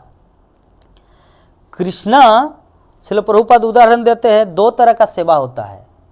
इंग्लिश में बोले थे Prabhupada, if you not serve God then you will serve dog. DOG dog, GOD God. God इधर से गॉड, उधर से डॉग। अगर कृष्ण की सेवा नहीं करेंगे तो कुत्ता की सेवा करना पड़ेगा, और कृष्ण की सेवा करेंगे तो कुत्ता की सेवा नहीं करना पड़ेगा। तो कृष्ण से अलग किसी दूसरे की सेवा की इच्छा नहीं करना है, कृष्ण की सेवा। तो अभी कोई प्रश्न कर सकता, प्रभु जी मैं तो नौकरी करता हूं, मैं तो जॉब करता हूं, लेकिन वो तो एक मटेरियल कंपनी है, शायद जैसे कोई भी एक कोई कंपनी में काम करते हैं, जैसे कोई उदाहरण, चलिए कोई भी उदाहरण, जैसे वो इस्कॉन में सेवा नहीं करता, लेकिन वो इस्कॉन का रूल्स रेगुलेशन प्रभुपाद का दिया गया नियम विधि विधानों को पालन करते हैं, 16 माला जप करते हैं, भागवतम क्लास ज्वाइन करते हैं, भागवतम पढ़ते हैं, हाँ निरामिष खाता है, भगवान का भोग प्रसादम ग्रहण करते हैं, लेकिन वो काम करते बाहर जगत में, किसी कंपनी में, टाटा मोटर्स में या कुछ भी हो। तो अगर कोई प्रश्न पूछे, प्रभु जी मैं तो कृष्ण की सेवा नहीं कर रहा हूँ, मैं तो ये कर रहा हूँ, तो इसके लिए कोई चिंता करने की जरूरत नहीं। मेरे गुरु महाराज बोलते थे कि जैसे देखिए, आपके घर में बच्चा है, पत्नी है, परिवार के सदस्य है, तो आप उस घर में आपका लड्डू गोपाल भी है, तो उस घर का मालिक कौन है? आप खुद हो या लड्डू गोपाल है? एक प्रश्न किए थे एक भक्त गुरु महाराज से, तो गुरु महाराज उसके रिप्लाई में बोले थे, तो भक्त ने बोला कि घर का मालिक लड्डू गोपाल। तो अगर घर का मालिक लड्डू गोपाल है तो जितने सारे बच्चे कौन है, आपके हैं या लड्डू गोपाल के हैं? बोले कि लड्डू गोपाल के हैं। अच्छा, आपकी जो पत्नी है वो आपकी पत्नी है या कृष्ण की दासी है? भक्त बोले कि कृष्ण की दासी है। तो आपका कर्तव्य अभी क्या है? आप क्या हो? Who are you? तो तुम कौन हो? तो कुछ अटपटांग कुछ जवाब नहीं दे पा रहे। तब गुरु महाराज बोले तुम उस घर के दास हो, घर के नौकर हो। कृष्ण अगर उस घर का मालिक है तो तुम उस घर के नौकर हो। तो नौकर का काम क्या है? मालिक की सेवा करना। तो तुम अगर बाहर में जाकर किसी कंपनी में भी काम कर रहे हो, किसी फैक्ट्री में भी काम कर रहे हो, पैसा जुगाड़ कर रहे हो उस परिवार को चलाने के लिए, क्योंकि परिवार तो कृष्ण का है, लड्डू गोपाल का है, तो उस परिवार को चलाने के लिए आप जो बाहर में काम कर रहे हो, मतलब आप कुत्ते की सेवा नहीं कर रहे, आप कृष्ण की सेवा कर रहे हैं, जीओडी गॉड। तो ये कुछ फिलोसॉफी है, ये कुछ भक्ति का फिलोसॉफी है। तो कुछ पॉइंट है श्रील प्रभुपाद जो यहाँ पर बताए हैं कि भक्ति, शुद्ध भक्ति प्राप्त करने के लिए, तो द्वितीय हम लोग देखें कि कृष्ण से अलग किसी दूसरे की सेवा की इच्छा। तो हम लोग समझ गए कि जो कृष्ण भक्ति में आ गए वो कुछ भी करे वो कृष्ण की सेवा है। तृतीय में कि कृष्ण से अपने संबंध के बिना इंद्रिय तृप्ति की इच्छा। कृष्ण से हमारा जो सभी जीवात्मा का कृष्ण के साथ संबंध है। ऐसा नहीं है कि राधा रानी के साथ कृष्ण का संबंध है, अर्जुन का कृष्ण के संबंध है, उद्धव का कृष्ण के साथ संबंध है, मेरा कृष्ण के साथ कुछ नहीं है। नो, सभी जीवात्मा का कृष्ण के साथ संबंध है। तो संबंध कब वो स्टैब्लिश होगा? चैतन्य चरितामृत में वर्णन है कि नित्य सिद्ध कृष्ण प्रेम साध्य कभु नय, सर्वनादि शुद्ध चित्ते करोय उदय। ये जो शुद्ध प्रेम है, नित्य कृष्ण प्रेम, ये जो कृष्ण के साथ जो हमारा संपर्क, ये नित्य है, इटर्नल है, सनातन है। तो इसको जगाया जा सकता कैसे? सर्वनादि शुद्ध चित्ते। सर्वनादि मतलब सर्वन, कीर्तन, स्मरणम, पाद सेवनम, अर्चनम, वंदनम, दास्यम, सक्कम, आत्मनिर्भर, ये जो भक्ति की विधि है, सर्वनादि। सर्वनादि शुद्ध चित्ते, चित्ते मतलब हार्ट, शुद्ध मतलब प्योर, शुद्ध चित्ते। करोय उदय, मैनिफेस्ट, मतलब उसको उदय करना है। कैसे उदय होगा? श्रवण आदि। ये जो कुछ प्रक्रिया है, जो पहला स्टेप है श्रवण करना। नित्य सिद्ध कृष्ण प्रेम साध्य को बनोय, श्रवण आदि शुद्ध चित्ते करोय उदय। तो हम लोग एक चीज समझ गए कि कृष्ण से अपने संबंध के बिना इंद्रिय तृप्ति की इच्छा, कि कुछ भी ऐसा न किया जाए जिसमें कृष्ण संतुष्ट न हो। अगर मुझे फुचका खाने का मन हुआ, गलगप्पा खाने का मन हुआ, जो रोड में मिलता है, माया मतलब मंदिर जाने आने में फुचका मिलता है, तो घर में बनाओ। खैर इसमें कुछ भक्त मेरे प्रति नाराज हो जाएंगे, प्रभु जी आप ऐसे क्लास में बोल दिए हमारा तो बिक्री बंद हो जाएगा। हाँ, ऐसा नहीं बोलना चाहिए। तो ठीक है, आप भी अगर बेच रहे तो आप भी भगवान से ये प्रार्थना करो, हे प्रभु जो मेरे दुकान में आके फुचका खाए उसको थोड़ा सा तो कृष्ण प्रेम प्राप्त हो, तब एक साथ में दोनों हो जाएगा। है तो अगर सच में आपको फुचका खाने की मन है तो घर में ही खुद बनाओ। आलू को ये करना है, जो लाइक दैट, जो जैसे किया जाता है। और दूसरा साधन है जो बिक्री, जो बेचते हैं उनका भी मन को थोड़ा शुद्ध होना है कि हे प्रभु कि मैं तो सब समय एक एक फुचका का आपको तो भोग नहीं लगा सकता, तो मायापुर धाम में मैं इसे बेच रहा हूँ, तो कृपा करके जो भी इसे खाए थोड़ा सा उसको भक्ति मिले। तो ठीक है, खाने वाला भी लाभदायक, मतलब वो भी भक्ति को प्राप्त होगा, और जो बेचने वाला उनका भी कर्म फल का भोग नहीं करना पड़ेगा। तो ये कुछ चीज़ है। तो 4-5 पॉइंट है श्रील प्रभुपाद बताए भक्तिमय शुद्ध भक्ति को प्राप्त करने के लिए। तो चौथा पॉइंट है कि निर्विशेष ज्ञान के अनुशीलन की इच्छा तथा उसके कारण कृष्ण का विस्मरण। जैसे निर्विशेष ज्ञान, जैसे कोई व्यक्ति होते हैं, जैसे हम लोग चैतन्य महाप्रभु के जीवन, चैतन्य महाप्रभु के लीला में देखे हैं, जो मुकुंद था, मुकुंद महाप्रभु के दल में जब रहते थे तो महाप्रभु का कृष्ण भक्ति, शुद्ध कृष्ण भक्तिमय सेवा का जो विश्लेषण वो सुनते थे। और कभी कभी मायावादियों का भी संग करते थे। वो मायावादी, अद्वैतवादी, निर्विशेषवादी, उन लोगों से भी फिलोसॉफी सुनता था। निराकारवादियों का भी फिलोसॉफी सुनते थे और महाप्रभु का वैष्णव फिलोसॉफी सुनते थे। तो इसीलिए महाप्रभु उसको रिजेक्ट कर दिया कि मैं तुम्हारा मुख नहीं देखना चाहता। तो इसीलिए शुद्ध कृष्ण प्रेम को प्राप्त करने के लिए कुछ कुछ चीज़ जो है उसको त्यागना जरूरी है, नहीं तो शुद्ध चीज़ मिलेगा नहीं। जैसे उदाहरण दिया पहले ही, अगर सच में आपको क्रिकेटर में महान बनना है तो आपको बाकी चीज़ में उतना ध्यान नहीं देना है, इसमें ही आपको फोकस करना अपना माइंड को। तो उसी प्रकार सच में शुद्ध कृष्ण भक्ति आपको चाहिए तो ये देवताओं की पूजने की इच्छा, निर्विशेष ब्रह्म की पूजा की इच्छा, ये सब कुछ कुछ चीज़ नहीं करना। ये सब करने से कृष्ण का विस्मरण होगा। और हमारे भक्ति जीवन में या हमारे मानव जीवन में जो कृष्ण के प्रति विस्मरण हमारे जीवन का सबसे बड़ा हानि, मतलब वो अशुभ क्षण है। पंचम है स्वयं को परम तत्व में स्थित करने की इच्छा। अगर खुद को सोचे अरे नहीं मैं भी तो कोई कम नहीं हूं, मैं अपने आप को दास क्यों बोलूं बाबा, जीवेर कृष्ण जीवेर स्वरूप है कृष्ण नित्य दास, ना मैं दास नहीं हो सकता, मैं भगवान बनूंगा। अगर ऐसा भाव रहेगा तो शुद्ध कृष्ण भक्ति नहीं प्राप्त होगा। तो 5 पॉइंट श्रील प्रभुपाद यहाँ पे बताए। तो जिस प्रयत्न में भक्तिमय सेवा के आनंद का रंच मात्र भी नहीं रहता, व्यक्ति को इन सभी इच्छाओं का परित्याग करके एकमात्र भगवान की प्रेममय भक्तिमय सेवा में नियोजित हो जाना चाहिए। जिस प्रयत्न में, जैसे हर कुछ प्रयत्न होता है जिसमें भगवान, अगर मान लीजिए कुछ मैं काम कर रहा हूं तो आप पहले उसको डिसाइड करना कि इसके माध्यम से क्या कृष्ण प्रसन्न होंगे, ऐसे भाव से कुछ भी करना है। मैं मंदिर में अभी संध्या आरती गाऊंगा तो सोचना है क्या मैं ज़्यादा फेमस सिंगर हूं इस माध्यम, इसके कारण आप गा रहे हैं या भगवान की प्रसन्नता के लिए गा रहे हैं। भगवान की प्रसन्नता के लिए गाना है। ऐसा नहीं कि मैं सुंदर नहीं गाता हूं या मैं बहुत सुंदर गाता हूं ना, आपको इस भावना से गाना है कि मैं कृष्ण के लिए गा रहा हूं, महाप्रभु के लिए गा रहा हूं। तो भगवान की सेवा के सिवा अन्य कुछ भी करना माया की सेवा के अंतर्गत आता है। श्रील प्रभुपाद लास्ट कलम तात्पर्य में लिख दिया कि कृष्ण की सेवा के सिवा, मतलब कृष्ण की सेवा को छोड़कर अन्य कुछ भी करना क्या है, माया की सेवा के अंतर्गत आता है। तो ये कुछ कुछ पॉइंट हम लोग को, यही है आचार्यों का थर्मोमीटर, हम लोग को लगाना है कि हम लोग सच में भक्ति कर रहे कि नहीं कर रहे, इसका पता चलेगा। तो 9वां जो श्लोक है, नारद मुनि बता रहे कि नियता तद विरोधी सुनित उदासीनता च, अर्थात वैराग्य से अभिप्राय है भगवान में अनन्यता तथा उनकी सेवा के प्रतिकूल विषय में उदासीनता।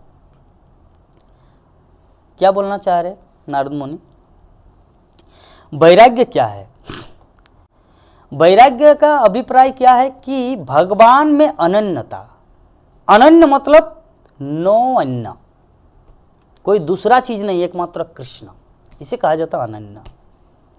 तो अनन्य, तो भगवान की अनन्यता की जो सेवा है ना, और उनके प्रतिकूल मतलब उदाहरण स्वरूप, चलिए मटेरियल उदाहरण, कि मैं अभी फेसबुक चलाऊंगा, तो फेसबुक चला के आप क्या देखें, फेसबुक में क्या लाइव में ये भागवत कथा देख रहे हैं, ये नारद भक्ति सूत्र का जो दर्शन का जो फिलोसॉफी चल रहा है, ये कथा सुन रहे हैं, या फेसबुक में कुछ ये कर रहे हैं, या फेसबुक में जो पेज है हमारे इस्कॉन मायापुर डेली दर्शन, राधा माधव का सुंदर सिंगार, इस्कॉन मुंबई, राधा रास बिहारी, इस्कॉन वृंदावन, राधा श्याम सुंदर, कृष्ण बलराम, ये सिंगार देख रहे हैं या कोई दूसरा चीज देख रहे हैं?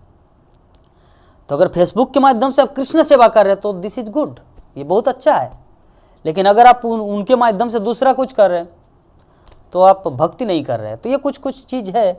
तो वैराग्य का अर्थ होता है, सच्चा वैराग्य रूप गोस्वामी बताए कि फल्गु वैराग्य और युक्त वैराग्य, 2 प्रकार के वैरागी होते हैं।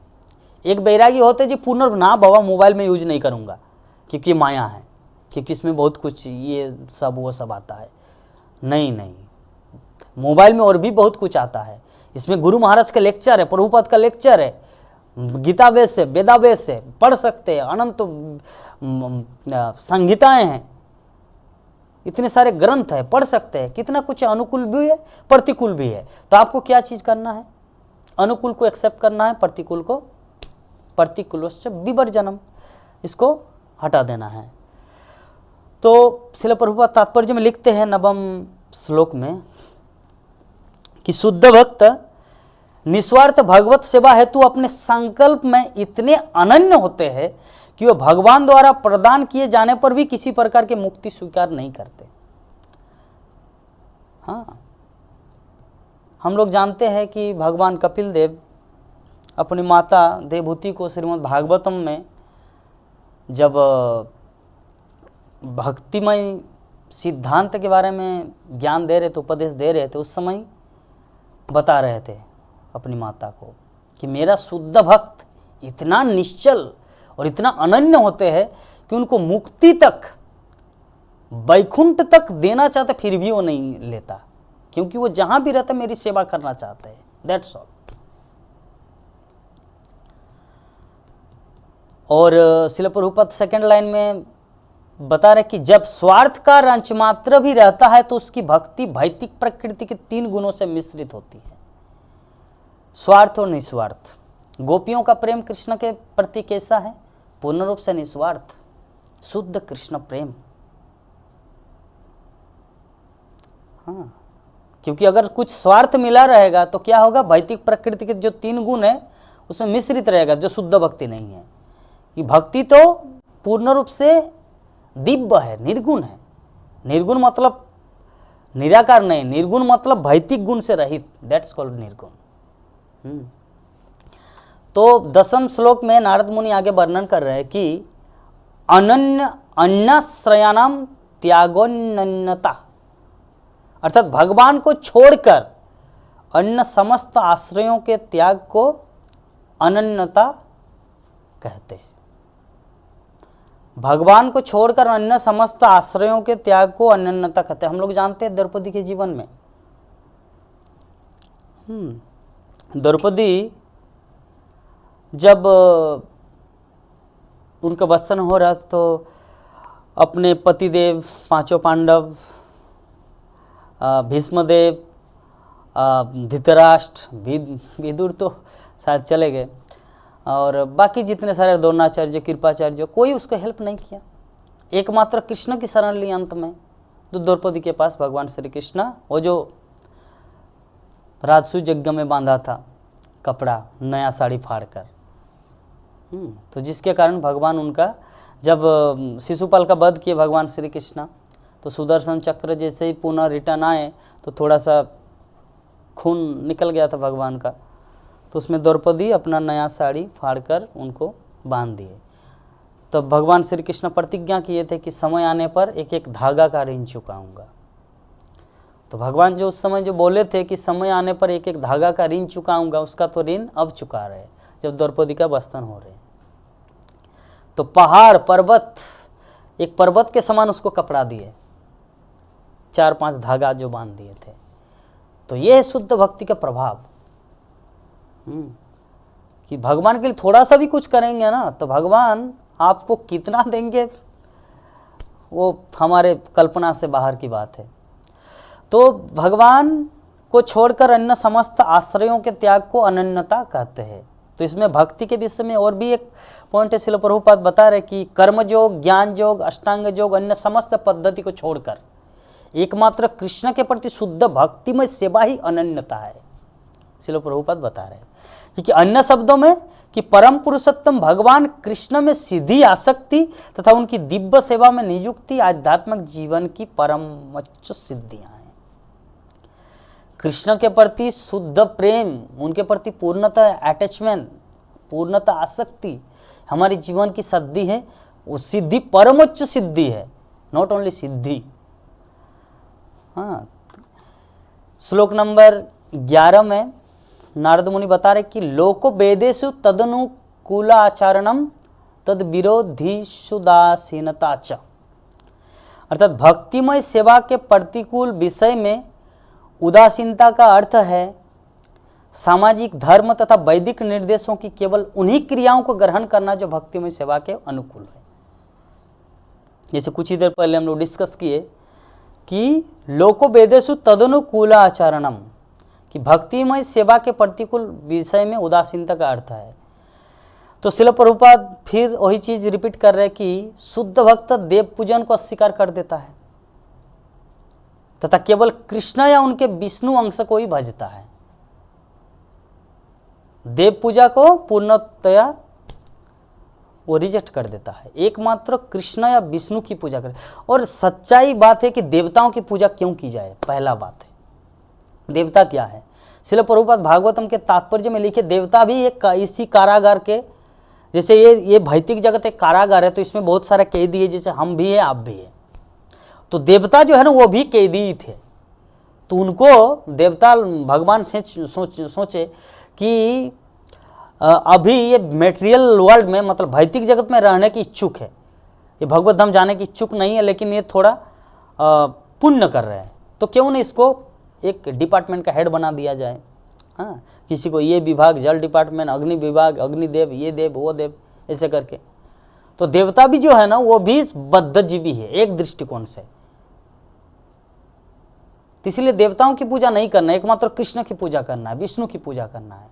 देवताओं की पूजा अल्प मेधसम, भगवत गीता में बताया कि जो अल्प बुद्धि वाला व्यक्ति वही देवताओं की पूजा करते हैं।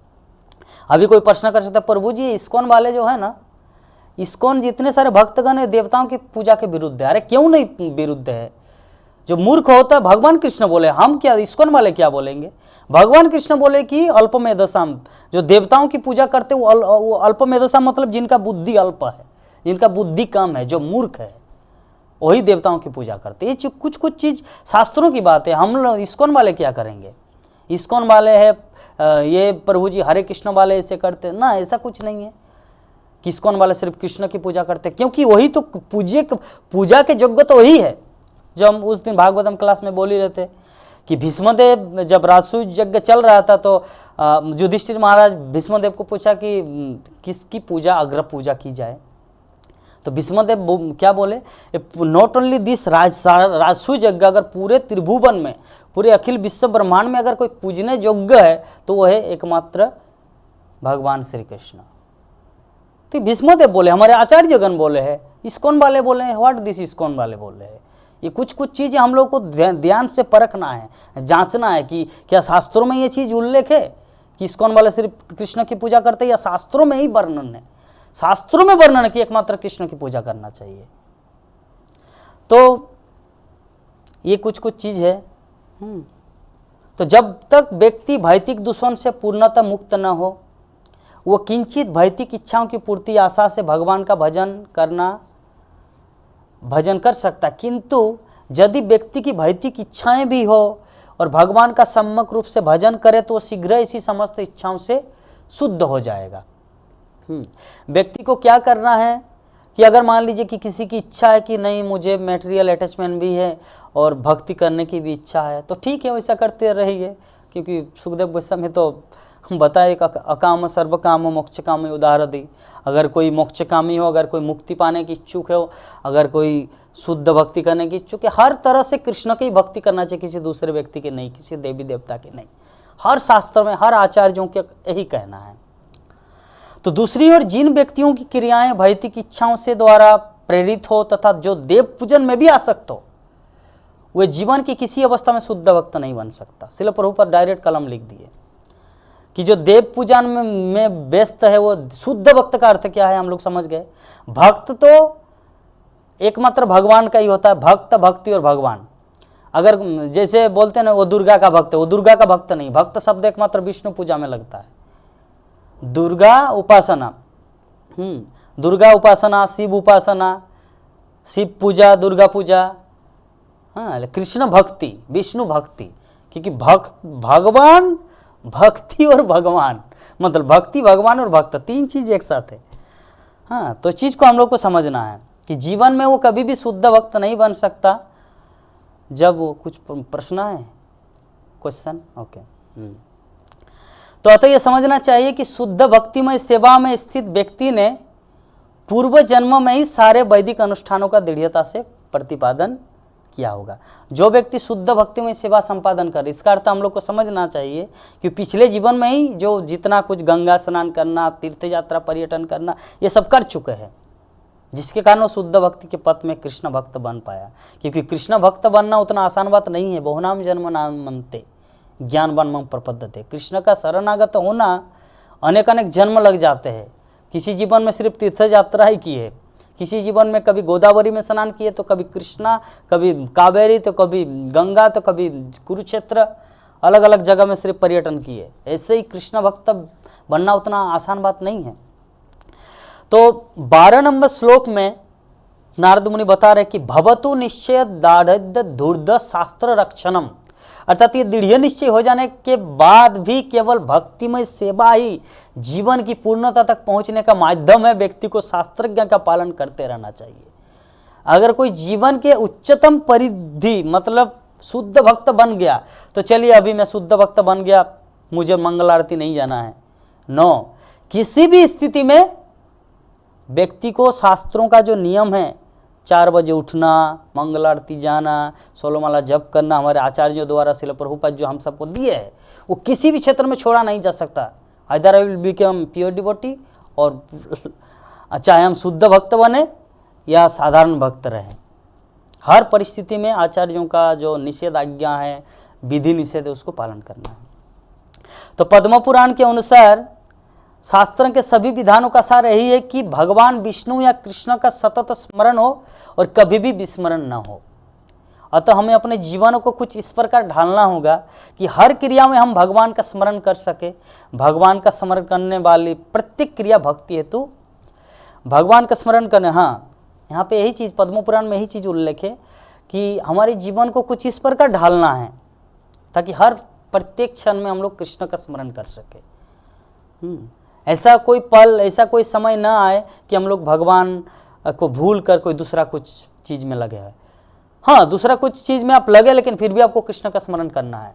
इसीलिए ना भगवान श्री कृष्ण अर्जुन को बता रहे मामनुस्मर युद्ध च, कि साथ साथ में युद्ध भी करो और साथ साथ में मेरा स्मरण भी करो। मामनुस्मर युद्ध च, युद्ध भी करो और मेरा स्मरण भी करो। उसी प्रकार हम लोग को अपना दैनिक कार्य जो है वो भी करना है और भगवान की भक्ति भी करना है। इसके बाद 13 नंबर श्लोक में बताया गया है, नारद मुनि बता रहे कि अन्यथा पतन होने की पूरी संभावना है। अन्यथा पतिता संकया, 13 नंबर श्लोक। और एक श्लोक है और उसके बाद आज का हमारा जो सेशन है वहीं पर समाप्त होगा। तो 13 नंबर श्लोक में यही चीज बता रहे कि अन्यथा पतन होने की पूरी संभावना है। कि यदि यहाँ पे श्रील प्रभुपाद तात्पर्य में लिख रहे कि यदि किसी रोगी के रोग का लक्षणों का, हाँ, यदि किसी रोगी का रोग लक्षणों का इलाज चल रहा है किंतु वो स्वस्थ जीवन के सिद्धांतों का पालन न करे तो रोग के लौटने की पूर्ण संभावना है। हाँ, इसी प्रकार भक्तिमय सेवा में प्रगति के प्रति गंभीर नवदीक्षित भक्त को सावधानी पूर्वक विधि भक्ति के सिद्धांतों का पालन करना चाहिए, अन्यथा उसके पतन की पूर्ण संभावना है। दृढ़ता से कहा जाए तो यदि कोई भक्त वैधानिक सिद्धांतों की अवहेलना करके अपनी सनक के अनुसार क्रिया करता है, उदाहरण स्वरूप यदि वो कृष्ण प्रसादम न खाकर जहां तहां जैसे होटलों में खाना, रेस्टोरेंट में खाना खाता फिरता है तो उसके पतन की पूर्ण संभावना है। किसी को भी आध्यात्मिक जीवन के यज्ञ अंश का त्याग नहीं करना चाहिए। एवं शास्त्र संस्तुत करते हैं कि इस कलियुग में सर्वश्रेष्ठ यज्ञ हरे कृष्णा कृष्णा कृष्णा हरे हरे, हरे राम राम राम हरे हरे। अतः भक्त का कर्तव्य है कि इस महामंत्र का सतत जप करे और यदि वो उच्च अवस्थित हो, अन्यथा वो किसी भी स्थिति से नीचे गिर सकता है।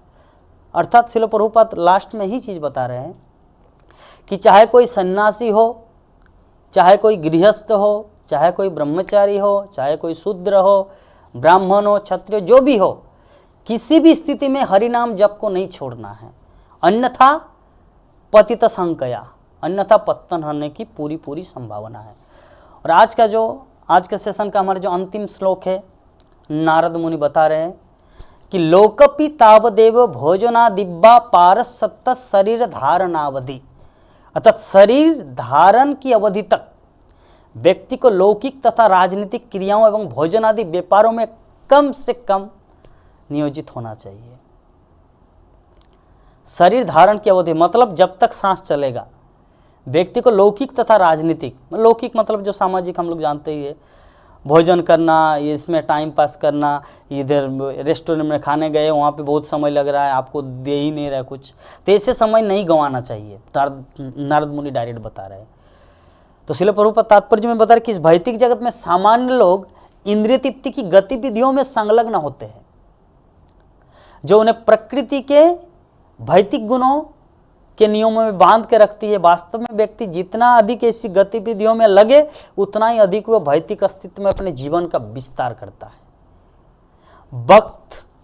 भक्त की गतिविधि भिन्न होती है। एक सामान्य व्यक्ति की गतिविधि ऐसे होती है और भक्त की गतिविधि भिन्न होती है। वो जानता है कि वो शरीर नहीं है। जब वो अपने शरीर में है तब तक उसे त्रिविध भौतिक क्लेशों से पीड़ित होना होगा। अतः अपने भौतिक बंधन को कम करने तथा आध्यात्मिक जीवन में अपनी प्रगति के लिए सदा अपनी सामाजिक और राजनीतिक गतिविधियों, आहार, निद्रा, भय और मैथुन को त्याग देता है। तो जब व्यक्ति इस तरह त्याग देता है, तो इस प्रकार आज का जो हमारा सेशन है कि नारद भक्ति सूत्र के अंतर्गत 14 श्लोकों का वर्णन नारद मुनि किए कि सामाजिक राजनीतिक गतिविधियों, आहार, निद्रा, भय तथा मैथुन को कम कर देता है। तो शुद्ध भक्तिमय प्रक्रिया को अपनाने के लिए हम लोग को जो आचार्यों द्वारा जो दिया गया जो विधि है नारद भक्ति सूत्र के अंतर्गत हम सबको यथारूप पालन करना है। इस संदर्भ में हमारा तो समय सीमा 3 बज गया है, अभी हम लोग यहीं पर विराम देंगे। आज का जो हमारा प्रथम दिवस था भक्ति का महत्व, इस संबंध में अगर किसी भक्त का कुछ प्रश्न हो तो नीचे 2 मोबाइल नंबर दिया गया है, उसके कांटेक्ट कर सकते हैं और व्हाट्सएप या डायरेक्ट कॉल करके पूछ सकते हैं। यथा रीति यथासंभव उस प्रश्न का उत्तर देने की कृपा करेंगे। तो आप सभी भक्तों को बहुत बहुत धन्यवाद जो आप लोग नारद भक्ति दर्शन का सेमिनार का पहला दिन आप लोग अटेंड किए और हम उम्मीद करेंगे और 4 दिन हमारे पास है। द्वितीय दिन भक्ति के परिभाषा, तृतीय दिन प्राप्ति का साधन, चतुर्थ दिन शुद्ध भंग मिश्र भक्ति और पंचम दिन सिद्धि की प्राप्ति।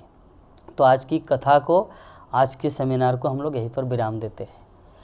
हरे कृष्णा कृष्णा कृष्णा हरे हरे, हरे राम राम राम हरे हरे।